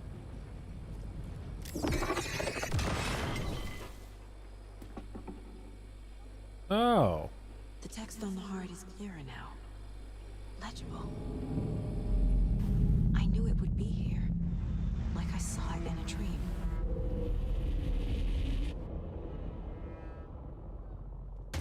glad you're on this case with me, Anderson. Killer left a message. It's for us. We were all trapped in a horror story. The horror story wanted us dead. There's something I'm forgetting. Something important. Something's not right. And it's bold to get another character like that. New characters are always really risky. A long time coming, but Alan Wake 2 looks incredible. Thank you to Sam and Remedy for that first look at gameplay. Now let's get a first look at the co-op campaign of Warhammer Space Marine 2 from Saber and Focus. Oh. Yeah! We're facing a Tyranid splinter fleet. I've tried to play Space Marine, the original, and all the servers are like totally dead. It's impossible. I have my reservations about your reinstatement. There could be questions. Will that be a problem? No, Captain.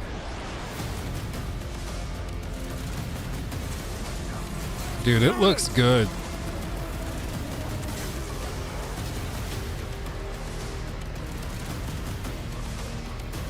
My pledge is eternal service.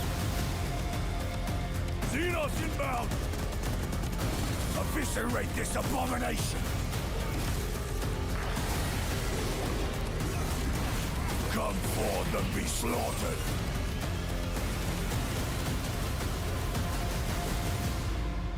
Dude, it looks pretty good.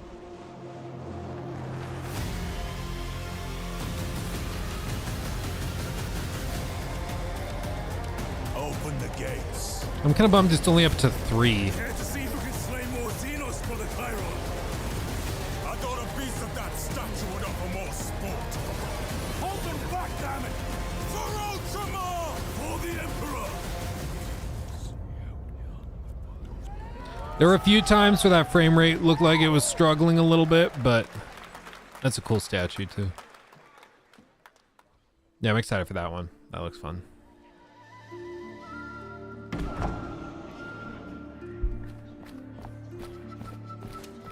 Oh. This is like that 2.5D. Oh, really? No way. A sequel to For the King?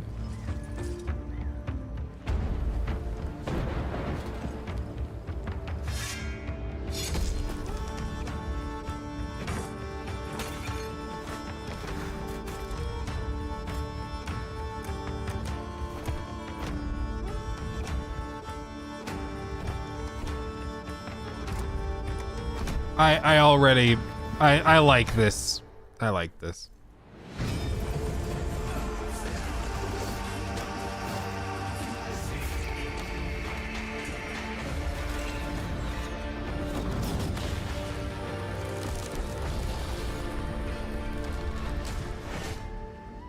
Or Yes, Your Grace.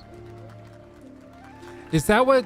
Was it yesterday? I thought it was called For the King. I don't know. My brain is fried. I played it a while ago and actually really enjoyed it. Your Grace, Snowfall. Now it is time for another global game announcement, and this one comes from the minds of Saber Interactive, Focus Entertainment, and yes, horror master John Carpenter. It's a brand new world, a brand new story, and looks like a heck of a lot of fun. Check this out.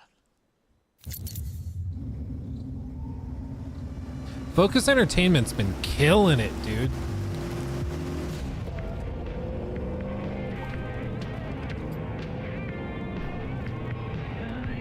We gotta be ready.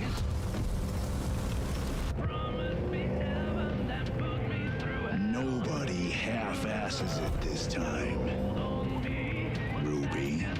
Ugh.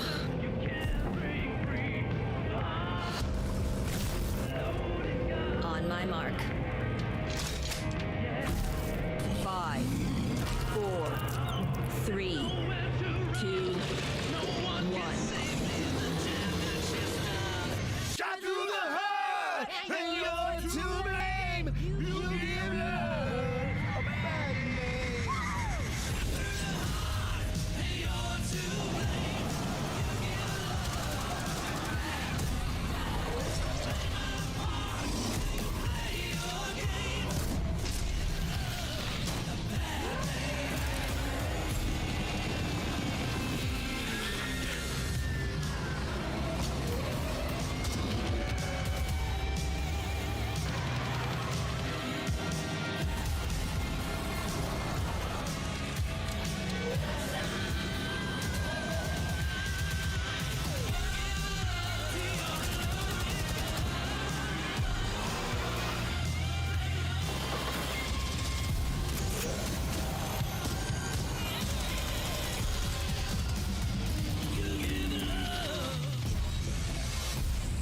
So I'm not sure. Is it just like a co-op shooter? Is it like an extraction shooter? What? More unexpected collaboration. Sean Carpenter and Saber with Toxic Commando. That looks tons of fun. You guys think any of those zombies made it? I don't know. All right. Well, this August brings the long-awaited full 1.0 release of Baldur's Gate 3. There we go. And today, a new member is joining the cast. We're about to see the reveal of Lord Enver Gortash, the commander of a mechanical army of Steel Watchers. He's a second antagonist and is voiced by a familiar name.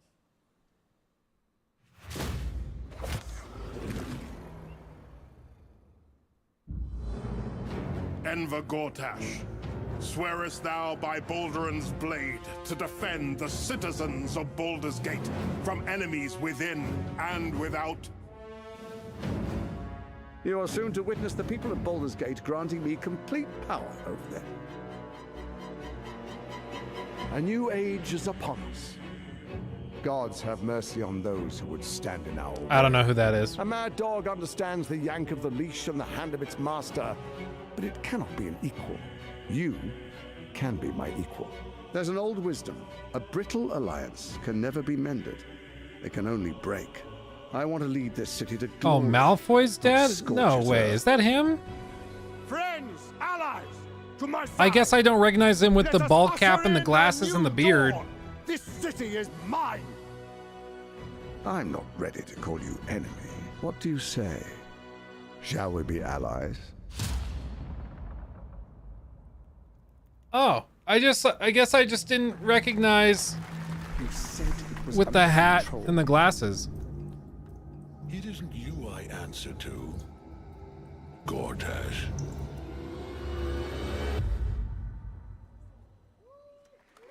Woo! Baldur's Gate 3 is on track, Sven tells me, still for the end of August, and we can't wait to check that out. All right, this fall, Marvel Games and Insomniac are set to bring Spider-Man 2 exclusively to PlayStation 5. Sounds like you guys are a little hyped, so to tell us more is Brian Intihar, game director at Insomniac. Brian, thanks for coming by. I know you guys are deep in development. First of all, it looks like we have some fancy art behind us. Is this the box? This is the box art. This okay. is, you know, this is it. Here it is. I mean, it has 2 on the That's box cool. for a reason, because this game features 2 Spider-Men, so we're really excited about it. Absolutely. Peter and Miles, we're so excited about He looks this, like he needs a nap. You know, experience that you guys are doing with these sort of 2 characters. I wasn't expecting this we here. saw some great gameplay at the PlayStation Showcase, but I want to talk about the 2 villains, I think, in the game. There may be more. There are more. There are more out there, I 2 promise. main ones, but we have some new art to show of, we obviously, Kraven, we got the reveal at the PlayStation event. So tell us a bit about him and how he factors in. So Kraven's very different from any character we've done. He's not, you know, he's not powered by magic or, you know, tech. He's just the best hunter in the world, and he's coming to New York for his greatest hunt. And what's better than all of the Marvel characters that live in New York City? So Peter, Miles, and others, he's on the hunt.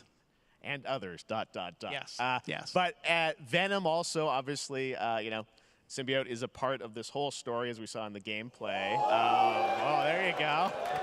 Good reaction to the art. I'm glad you're happy. I don't know how much you're going to tell us about Venom. Is this, can you tell, is this an Osborn Venom? Can you tell, what's the origin of Eddie Brock Venom? Or? It is not Eddie Brock. Okay. It is not Eddie Brock. Okay. Our goal was to tell an original story, something you haven't seen in the comics or the movies yet. Obviously, we love Venom for a reason. Yeah. All those things you love about the character are going to be there, but how the story plays out, who is Venom, you have to play the game to see how it goes. Really? Yeah. Wow. Okay. There's a bit of a tease. Now, obviously, the symbiote is a big part of the gameplay, and one of the things I think we were all struck with the footage that you showed at the PlayStation Showcase was, you know, how that is going to really impact the gameplay when you're playing as, you know, Peter. So tell us a bit about that and how, you know, the gameplay is going to be dramatically different. Yeah, I mean, I think you saw it in just the raw power, the strength, and even the transformation of Peter's moves in that gameplay reveal. Yeah. You know, we call him the acrobatic improviser, him and Miles, but you can tell there's a lot more strength, a lot more raw power, aggression, which you saw both in the moves and how Peter talks. So it's not just what happens in gameplay, it's what happens, how the story plays out. Interesting. So how it affects him as well. Yeah, I mean, you saw some of that, and there's much more of that journey when you play the game. And I know the journey is also more expansive. You've got Queens, Brooklyn, so even more of sort of yeah. city I mean, the racing, city right? is pretty much doubled in size. So it's Manhattan, Queens, Brooklyn, and then being able to use the web wings to traverse at speeds way faster than they were before is really awesome. Hugely ambitious game you guys have been building over the past few years. We saw at the PlayStation event, it said at the end, fall 2023, and I think we're like getting close to that. Are you guys feeling confident that you're gonna make it this fall? You know, Jeff, I know you like exclusives. Yes. And I can promise you we are very confident what we're gonna tell you right now. Oh. Yeah. Okay. Yeah. Let's take a look. Okay. That pause worried me.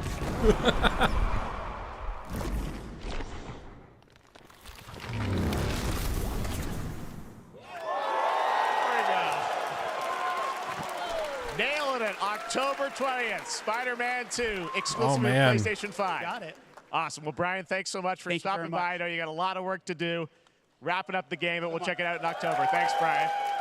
I wasn't expecting that there, We but got our date. All right. Now let's take a look at Pal World, a multiplayer open-world survival crafting game where you can befriend and collect mysterious creatures called Pal, who can also fight. In other words, kind of my like God, Pokemon Moth, with go guns. away. And then we're going to look at the Land of the Morning Light, a new expansion to Black Desert Online, which recreates the mythical folktales from Korea's Joseon dynasty, and some huge bosses too. okay, interesting. Real quick, this is really funny. I'll let this play. I'll just tell you this real quick. Nikki told me, she just texted me and said, so the lawnmower's broken. And I was like, oh, really? How so? Why? Like, how's it broken? And she said, well, I don't know why we have a can of diesel, like a jug of diesel gas, in the shed when we don't have anything that takes diesel. ... So that's why. ... And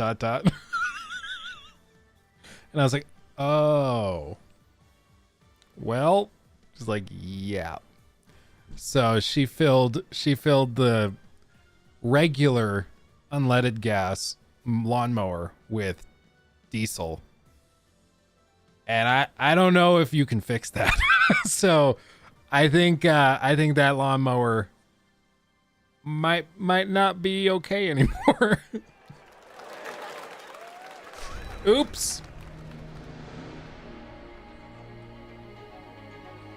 Bye-bye lawnmower.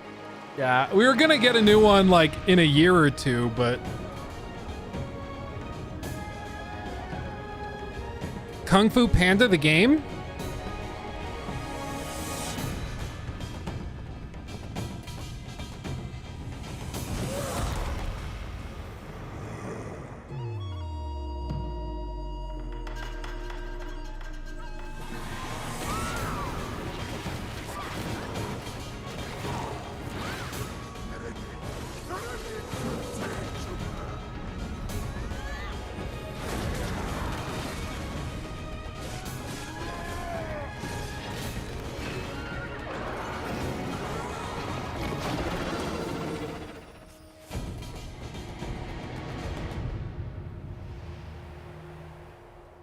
Quick, turn around. Wow. Our story is more than what hobbits. I think I'm gonna ask Nikki to bring down the bug zapper because this moth is gonna be the death of me. With hammer and axe, we mine and scout. Across Middle Earth, delving for riches. Ooh. What? Yet the greatest treasure remains out of our reach. What? Warrior.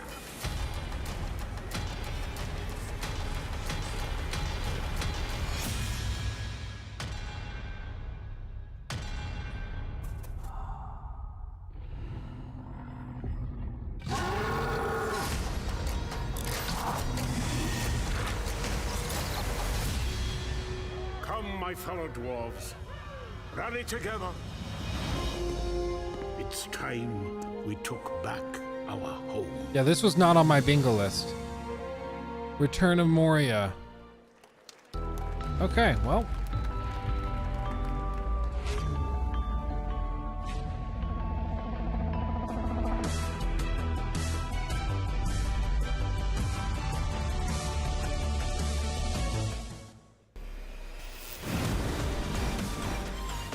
Another Samsung.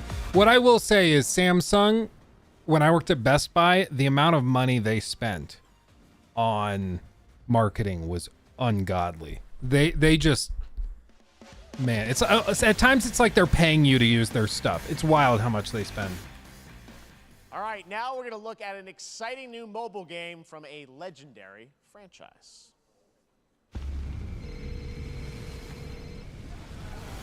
Oh.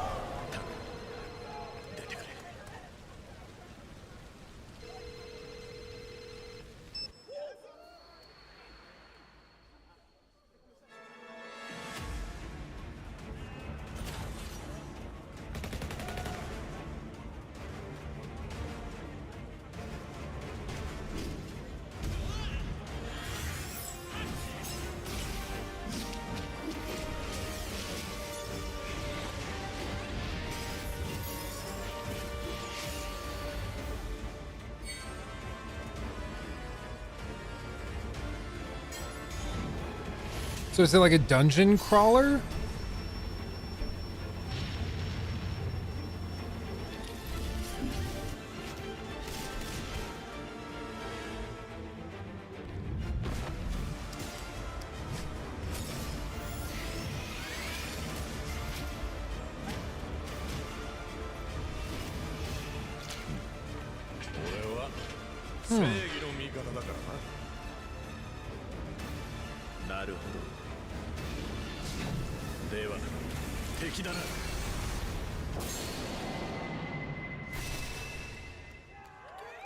Ever Crisis. That makes me think it's like a never-ending dungeon crawler style game. Registration for Final Fantasy VII Ever Crisis has just started, and users will have the chance to participate in an upcoming closed beta test. Now, speaking of Final Fantasy, no. Today during Summer Game Fest, DoorDash has your back. You can get a free burrito when you order from Taco Bell using the code GameFest. Plus, get the chance to win a Final Fantasy 16 prize pack. DoorDash, stay in your game. Yep, we got you. All right. Now here's a look at the game we debuted last year at TGA. That was funny. I'll give him that. New Eden, the story of two ghost hunters in the haunted wilds of North America. Again, Focus Entertainment, dude. Life to the living, death to the dead. Don't nod. We are banishers. I love Don't Nod stuff, but their lip syncing is always terrible.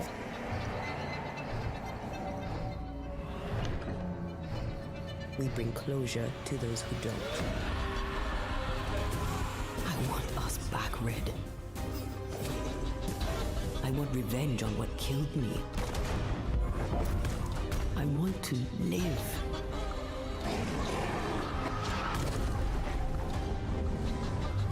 As the man says, we face a choice, simple and awful. Interesting. I banish you. Death to the dead. Do we kill? To be together again?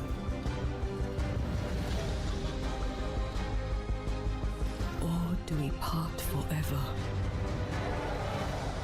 Come out, wherever you are. Come on, show yourself. Red. Every bloody time.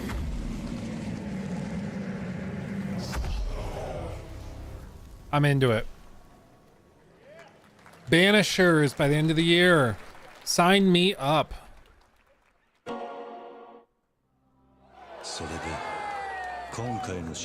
What is this? Why are they cheering? あなた好みの単純な力仕事です。ある人物を警護していただきます。Ninja Gaiden, Yakuza? 頼みましたよ。コードネーム上流。Oh, yep. You're right. お待たせしてしまって。トラブル発生。車はまだか。到着まで3分。何があった？お前らも今回り右すりゃ無事に帰れる。さもなきゃ。これから起きることは全部お前らの選んだ結果だ。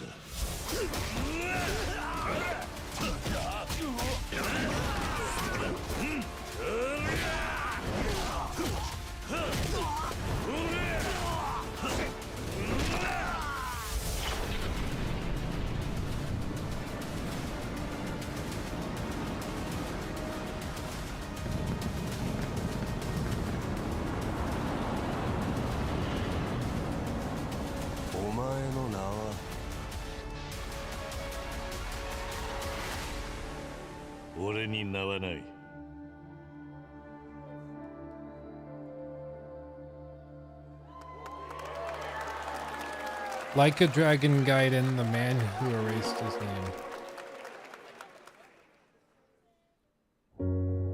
Good morning, Stanley. It is 7:32 a.m. I hope you have a productive day. Change username to just Stan. Adjusting morning wake up. Good morning, just Stan.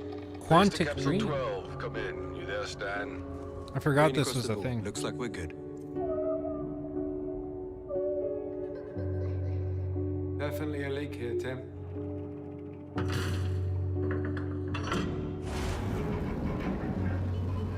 What? How long has it been now? 3 years, 2 months, and 17 days.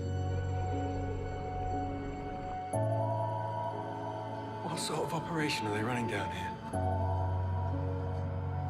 These shouldn't be here. Is someone there? This doesn't make sense. Is someone else down here? No. Stan! Are you there?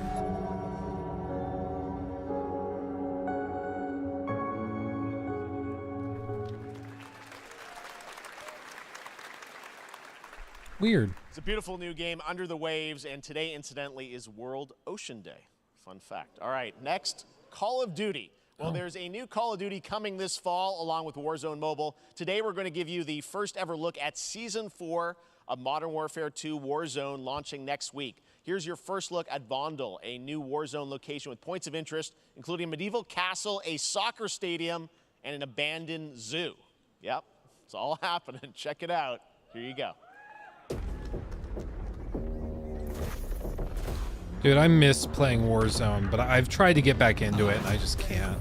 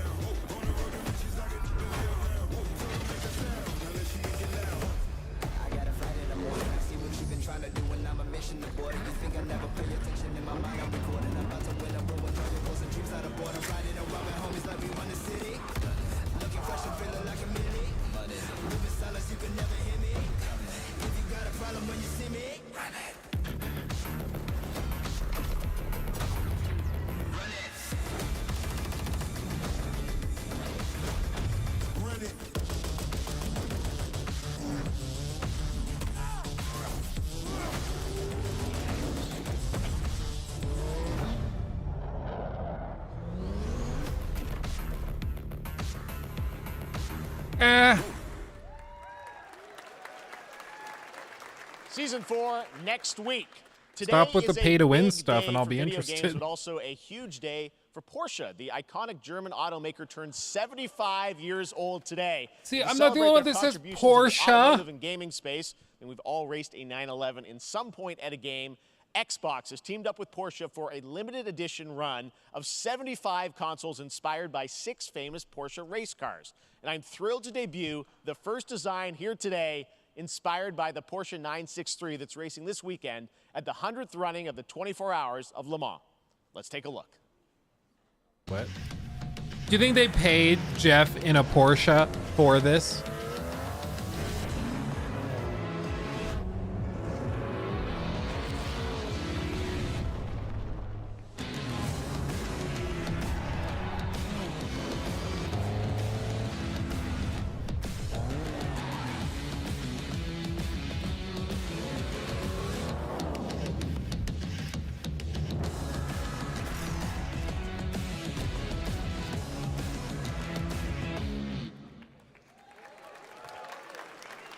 Here it is, the Porsche Xbox Series X. These custom consoles are not for sale, but you can enter for a chance to win one right now at PorscheXboxSweepstakes.com. I like sweepstakes, but this has got to be one of the laziest things I've ever seen.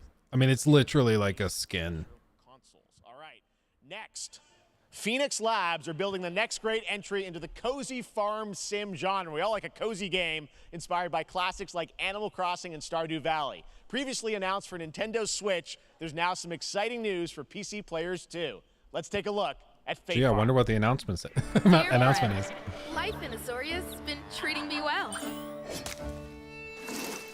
Days pass so quickly. Before I know it, they turn into seasons. It's been a breath of fresh air. I think we found a way to get cozy and settle in. But there's something more I've been itching to explore.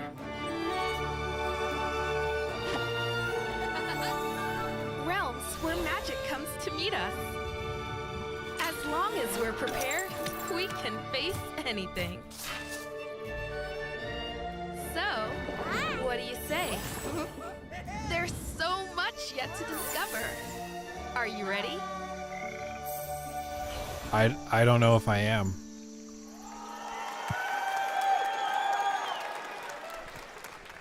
We promised variety. There it is. Fate Farm and Mortal Kombat in the same show, only at Summer Game Fest. Now, please welcome Ben Brode, Chief Development Officer and flannel enthusiast at Second Dinner, the developers behind the popular collectible card game Marvel Snap. What's up, Ben? Man, you guys have been on fire. Last time I saw you was at the Game Awards when you won Best Mobile Game. Seems like you've been very busy. We're excited about the Spider-Verse content you've been doing. Lots going on over there, right? Yeah, it's been exciting. We've been doing a bunch of new features, some of the wildest cards we've ever made, and some new game modes. Yeah. Yeah, new game. Is that a segue, Ben? Certainly, yeah. I'm excited to announce Marvel Snap's biggest update ever. Sounds like you should be a WWE announcer. Next week, it's Conquest mode. It's a great way to get a super competitive experience and some exciting new rewards. But you don't have to wait till next week. If you haven't tried Marvel Snap, go download it right now on your mobile device or early access on Steam. All right, Ben. I love the enthusiasm, Ben. That's what I got. That's you. You're made for YouTube. All right. Well, we heard you brought something fun with you for us to watch, right? Oh, yeah. So, listen. I am incredible at card games, so I often win. But some people, and maybe you've had this experience, Jeff, some people lose. Yeah. Okay. Fair. And I like to think it's because they suck. No offense, Jeff. But sometimes, sometimes it's because they might just be a little bit unlucky. Cue the tape. Oh, Jeff, that was painful. Oh, wow. Oh, snap. Oh, okay, man. I don't have an ideal hand of cards here, but that's fine. I'll see what I draw in future turns. Anyway, let's reveal the first location. I think I haven't seen that guy in like 10 years. Okay, I guess I will work with what I have. I'll play Medusa on location number 2. She gets +2 power. And let's see the next location. Clover Dangerfield has a 25% chance of destroying your cow. Okay, well, I mean, 25% isn't that bad. And it's gone. Okay. He's holding his phone with I have like some by powerful hand. cards in my hand, so I can just wait. Let's see the next location. The Big Barn. Players cannot play 4, 5, or 6 cost cows. You gotta be kidding me. Also, if you don't play a card this turn, you have 0 friends. No, you're just being mean.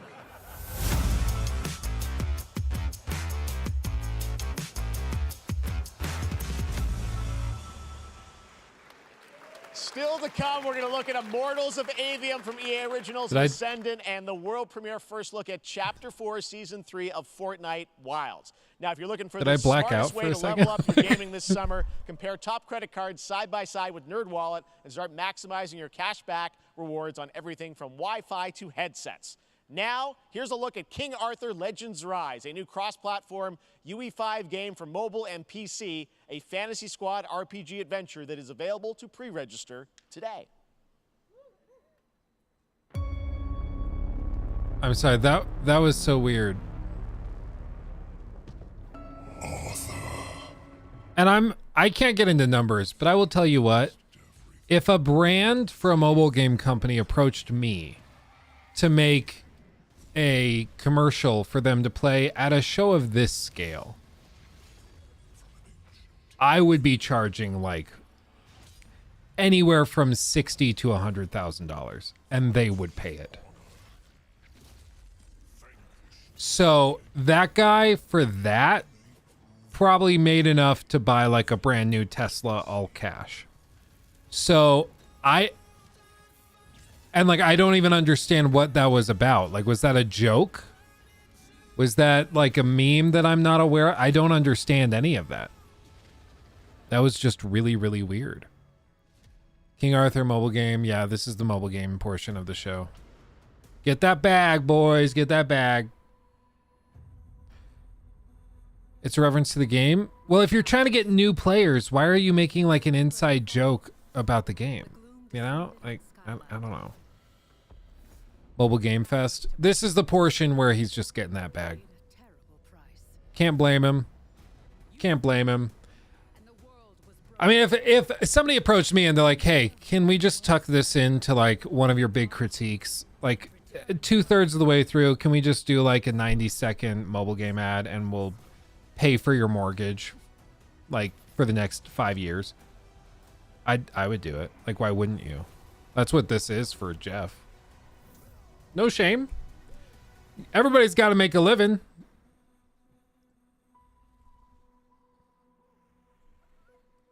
Time for a smoke then. I'm hoping that they're saving a couple of bombs for later. Oh, Fortnite, guys.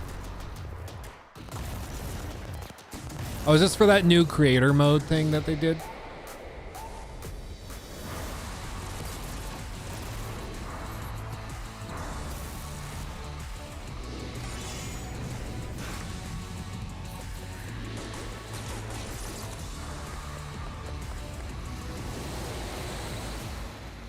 Yeah, the editor.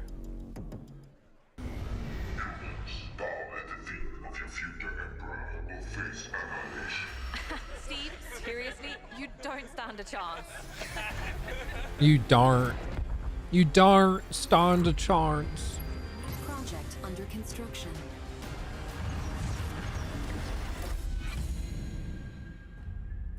Stellaris. What did you say, guys? One more game? Good morning, scavenger. Scan your surroundings to retrieve and recycle anything that could be of value to Scavex.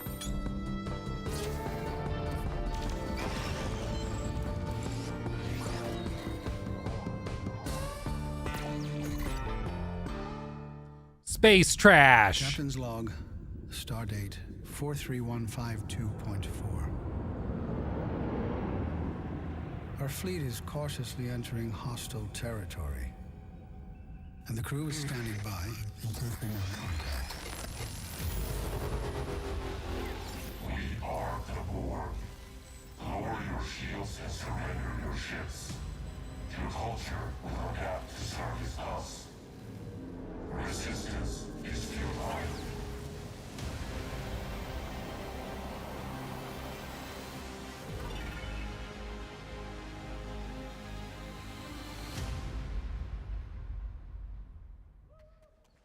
Okay. Hey there, Summer Game Fest 2023. It's Will Arnett here.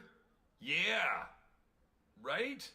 My buddy Anthony Mackie and I have been working on this for some time now. We're really excited to share with you Twisted Metal, which is streaming only on Peacock starting July 27th. And I'm very excited to share a sneak peek of the character of Sweet Tooth, who I had the pleasure of voicing. Hope you enjoy it. Check it out. This is gonna be fun. Swung a little wide there. So they paid like a $50 cameo for this. Well, that's great. Okay, well, I'm going to let this just play out because I don't want to get the stream struck like we had during the Apple showcase. So we're just going to let this happen. So far, where would you guys rate it out of 10? Let me know in chat. Where would you rate this so far out of 10? I wasn't expecting anything from Spider-Man, so seeing a release date was kind of cool. Couple of other things. What did they start the show with? They started the show with Nick Cage. That was cool. I actually liked the Nick Cage thing. That was kind of fun. The Alan Wake reveal, that was one of the big selling points of the show, and I thought that was a kind of a dud. Liza P does look great. The fact that there's a demo is baller. I'm gonna be downloading that. So that was a get. I'll give him that. That was a good one. Prince of Persia, that surprise announcement. Yeah, I didn't see that out of. I didn't expect that at all. Sorry, it's still going. So I'm just gonna let it play out. It's just some movie or TV show trailer. I don't really understand what's happening. A Peacock original. Dude, Jeff is making bank on these. He's eating good tonight. Who hasn't dreamt of duplicating oneself in order to multitask? This new hack and slash game with a tactical twist allows you to do just that. Brought to you from France, here's the world premiere reveal trailer of Lisfunga, the time shift warrior, coming later this year to PC. Okay.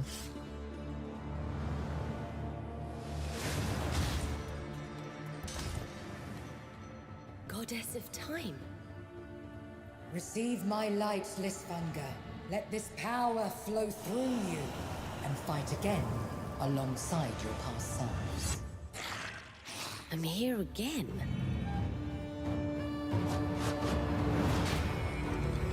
That's another me. I look good. I rewind. Interesting. Again, but with another me to fight with. You're coming with me.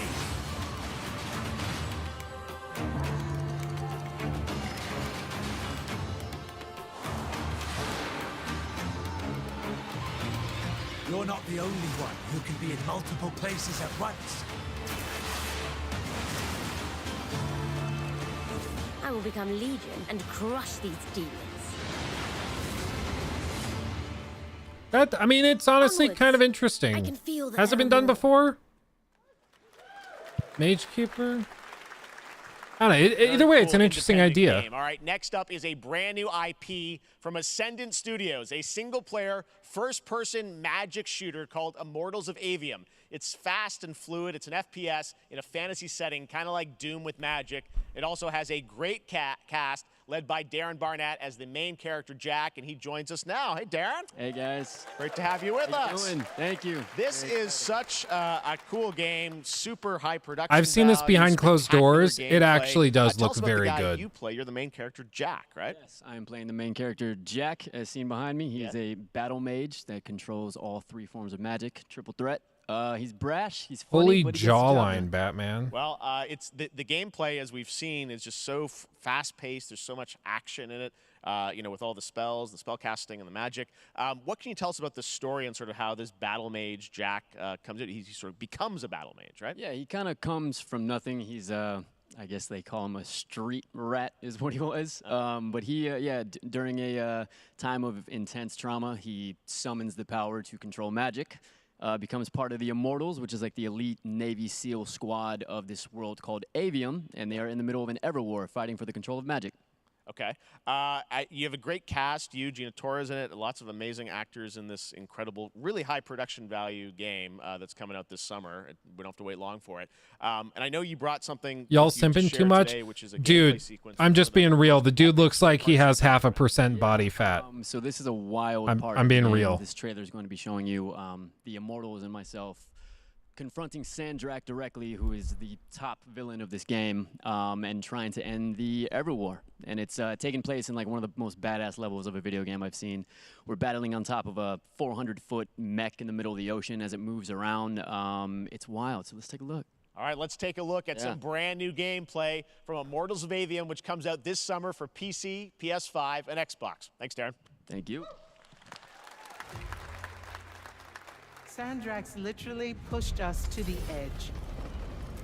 Everyone that can fight already is.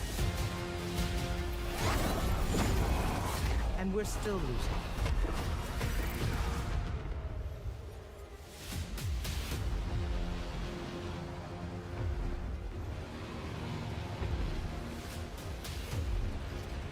Welcome aboard, Immortal.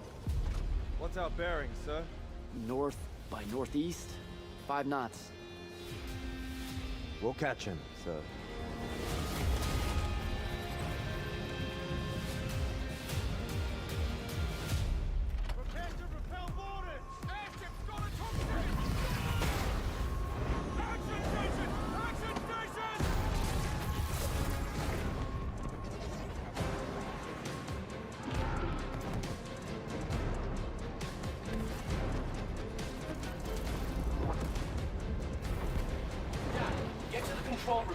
cell code. Zendara and I will hold off the Rashanians down here. Got it. Gotta get to the control room.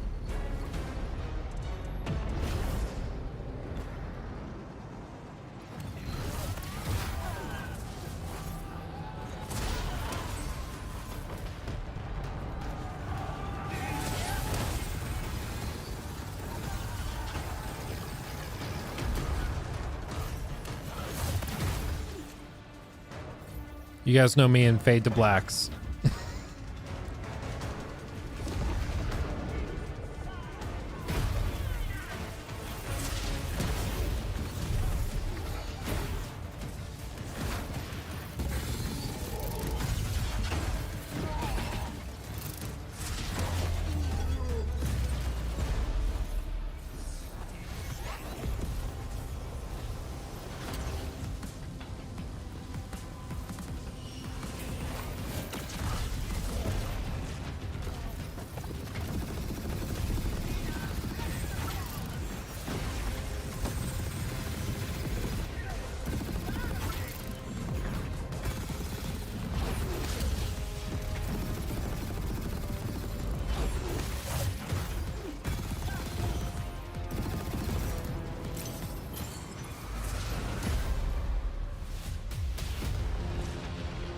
I want to be an immortal.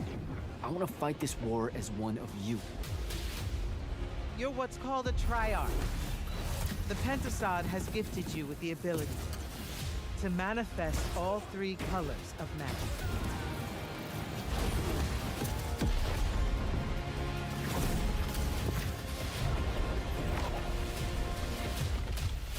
We're only going to win this one together. Sigil up.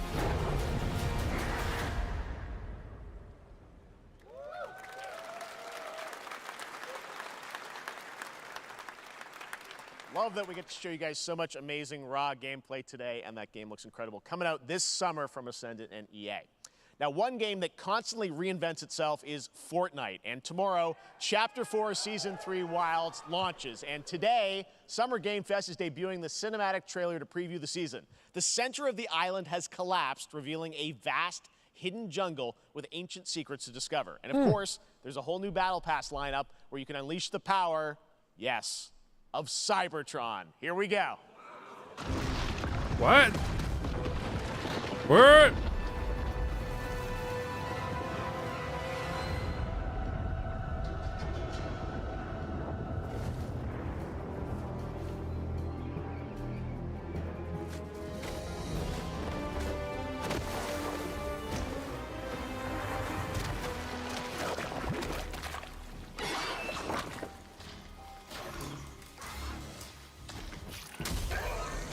There's just gonna be dinosaurs.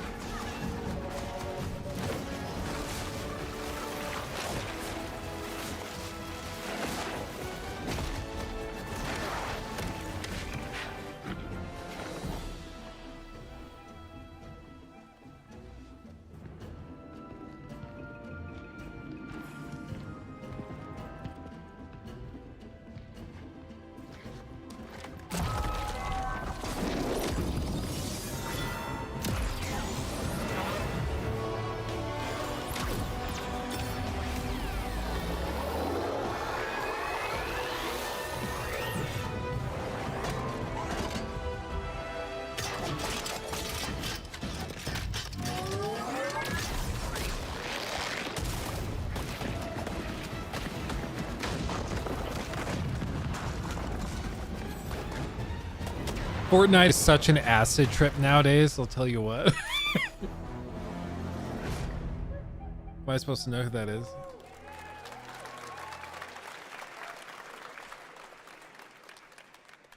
Fortnite Wilds launches tomorrow. Well, finally, guys, it's time to get to our grand finale. And it is a deep honor for me to present this game.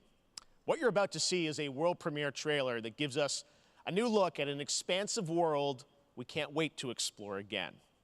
Yeah, Elden Ring this DLC. This game comes from a studio that surprised the world and redefined the RPG genre with its iconic characters and rich storytelling. And I want to thank them for this trailer Dragon Age? for one of gaming's most anticipated upcoming releases. The rumors were true. We're still here at the scene of this terrible disaster.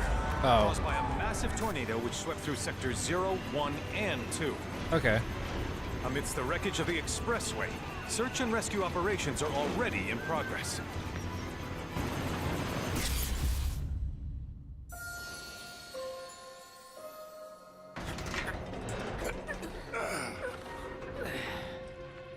It's like the rumors were true. That got me really pumped, but It's so green. Even after everything I thought we we've were done expecting today, this. I thought it's this was still known going already. strong. It may look that way, but in reality, it's barely hanging on. I was wondering, what's Cloud been doing these past 5 years? Where's he been?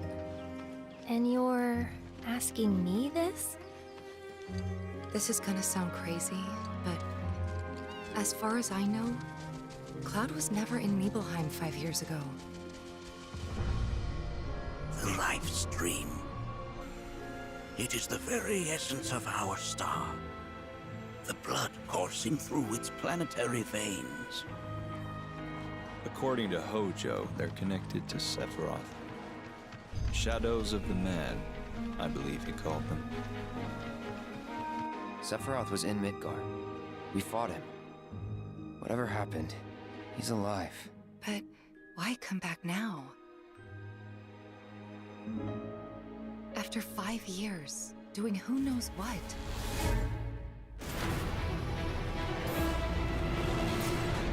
Well now, think we woke it up. Angered it, more like.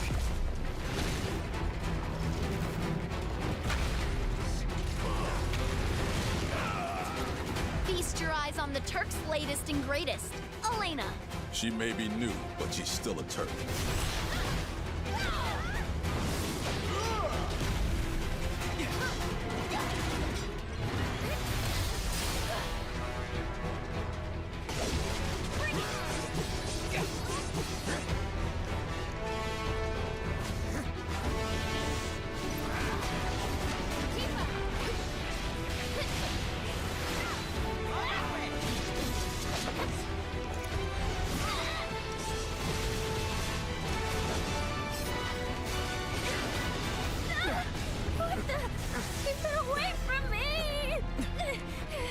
They say she's a monster, that she can peer inside you, into the very depths of your soul, that she can become those you hate, those you fear, those you love.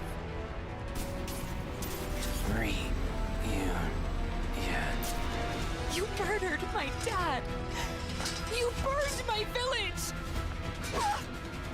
You know that I killed her. So, who is she?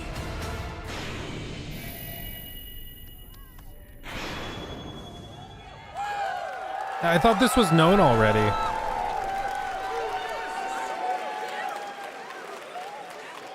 There you have it. That was Final Fantasy VII Rebirth coming early 2024 to PlayStation 5. Nomura-san, thank you so much. All right, that's going to do it for Summer Game Fest, our live showcase. But that is not the end of Summer Game Fest. Stay tuned this weekend for updates on many more games during SGF Play Days, a hands-on event for media here in Los Angeles, including Cyberpunk 2077, Phantom Liberty, as well as the Xbox and Bethesda showcase on Sunday. Right now, though, stay tuned for Day of the Devs from I Am 8-Bit and Double Fine, which celebrates the independent game culture with a number of new game reveals over the next hour. We'll see you this summer, later this summer on August 22nd for Gamescom opening night live in Germany. And again in December when we come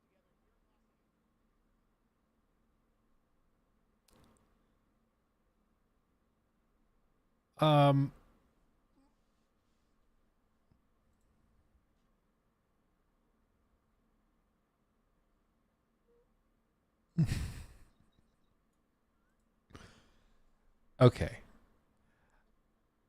Okay, yeah, let's do a poll. Okay, let's do a poll. Let me refresh the screen because my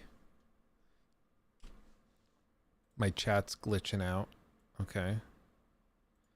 Okay, start a poll. How was that? W or L? Okay, yes, I'm making you pick between W or L. You have to pick win or loss. I want to see, okay? Personally, to me, I thought there were a couple of cool things there. I don't know why they needed... How long was that? 2 hours? I didn't feel like that was baller. Is it not going through? Dude, YouTube chat is like mega glitching today. It's supposed to be sending a poll, but it's not going through. Rocky, are you able to start a poll? Is it letting you do it? It won't let me. Personally, I just didn't think that there were enough, like, very many surprises. Even that last one, he's like, the rumors were true. I thought we already knew about that, but I don't know. Maybe I'm missing something. I don't know. Started to feel really strong, then it wavered off. Yeah, it felt like they were off to a really good start with Mortal Kombat, with the Ubisoft surprise Prince of Persia reboot, with a couple of those early ones. And then they got into the mobile game stuff and they just never regained their footing. And this is what I mean. Like when Jeff says, get ready, we're going to show you like 3 or 4 games that you're going to be really pumped about and hyped about. In his mind, he was probably thinking Mortal Kombat, Alan Wake, probably Immortals of Avium, and then Final Fantasy Rebirth. And that, like, that's all cool. But I feel like the most memorable and like cool thing that happened in this whole showcase was Nick Cage coming out for a game that I really am not interested in. You know, like, and that for me is just kind of a bummer. Final Fantasy VII is hype. Yeah, but we knew that was coming. Like, it's not a big surprise, or it's not like a fun announcement that blows us all away. Like, it just looks like more of Final Fantasy VII, like part 2 of 3 of what we probably should have had years ago. You know, not cringe enough. That's the real key. Yeah, where was Vin Diesel to come out and talk about family and weird video game spin-offs that are terrible? Jeff usually hypes up his shows beyond belief, and even in the Friends Per Second podcast, he was talking it down like don't expect much. Yeah, that's what I was saying before it started. I was like, he really has not been, in my view, pumping this up a ton, which is I thought was surprising. No Star Wars game, Super Big L. I think that they're probably saving the Star Wars game for the Ubisoft show. If they're going to show it this year, I think they're probably waiting until that to be the like crowning piece during their show, because that's just like a layup. I don't know why the poll is glitching out, guys. I'm sorry, YouTube chat is dying today. Well, actually, no, some of you guys did vote on it. 780 of you voted on it. 72% said L, 27 to 28% said W. They're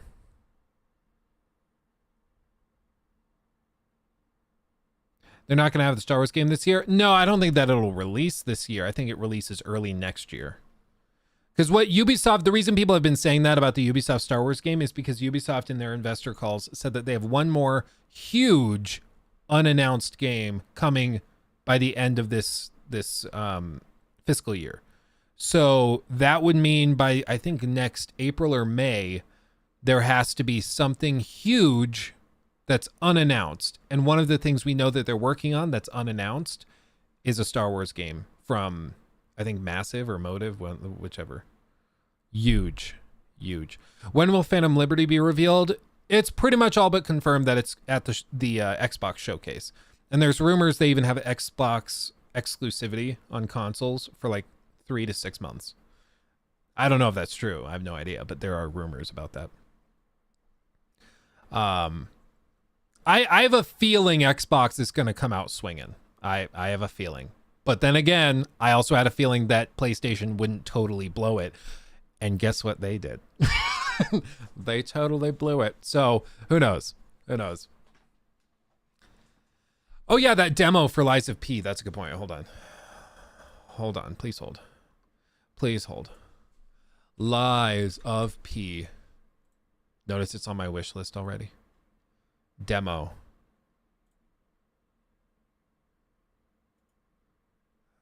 This was probably the biggest surprise of this whole thing, that they have a demo coming for this. I did not expect them to have a demo. So that was a cool revelation. So I know what I'm going to be doing for the rest of the day. Anyway, thank you guys for chilling with me. This was a good time, even if it wasn't that awesome. Go download Lies of P. Try the demo. It's on console and it's on PC. You got to check that out. I will be back tomorrow for the podcast, so we'll be doing that, assuming there's no baby. Nikki told me that things are progressing. I won't get into it because I want to respect Nikki and her privacy and everything. If she wants to share stuff, she can share stuff. But she said things are progressing. Things are moving along. So we shall see. Maybe tonight, late tonight, we'll head to the hospital and have a baby. You never know. But yeah, we'll see. We'll see. I'll keep you guys updated. Thank you guys. Thank you, Patrick, for becoming a member. All of you guys. That's fantastic. We got like $100 in donos, which is wild, and a bunch of new members. So thank you all for that. And I will be back tomorrow, assuming there's no baby. Other than that, stay safe, everybody. I love you dearly, and I'll see you soon. Hugs and kisses. Okay. Bye-bye. I'll see you soon. Bye. Bye. Awkward pause. Bye. Bye.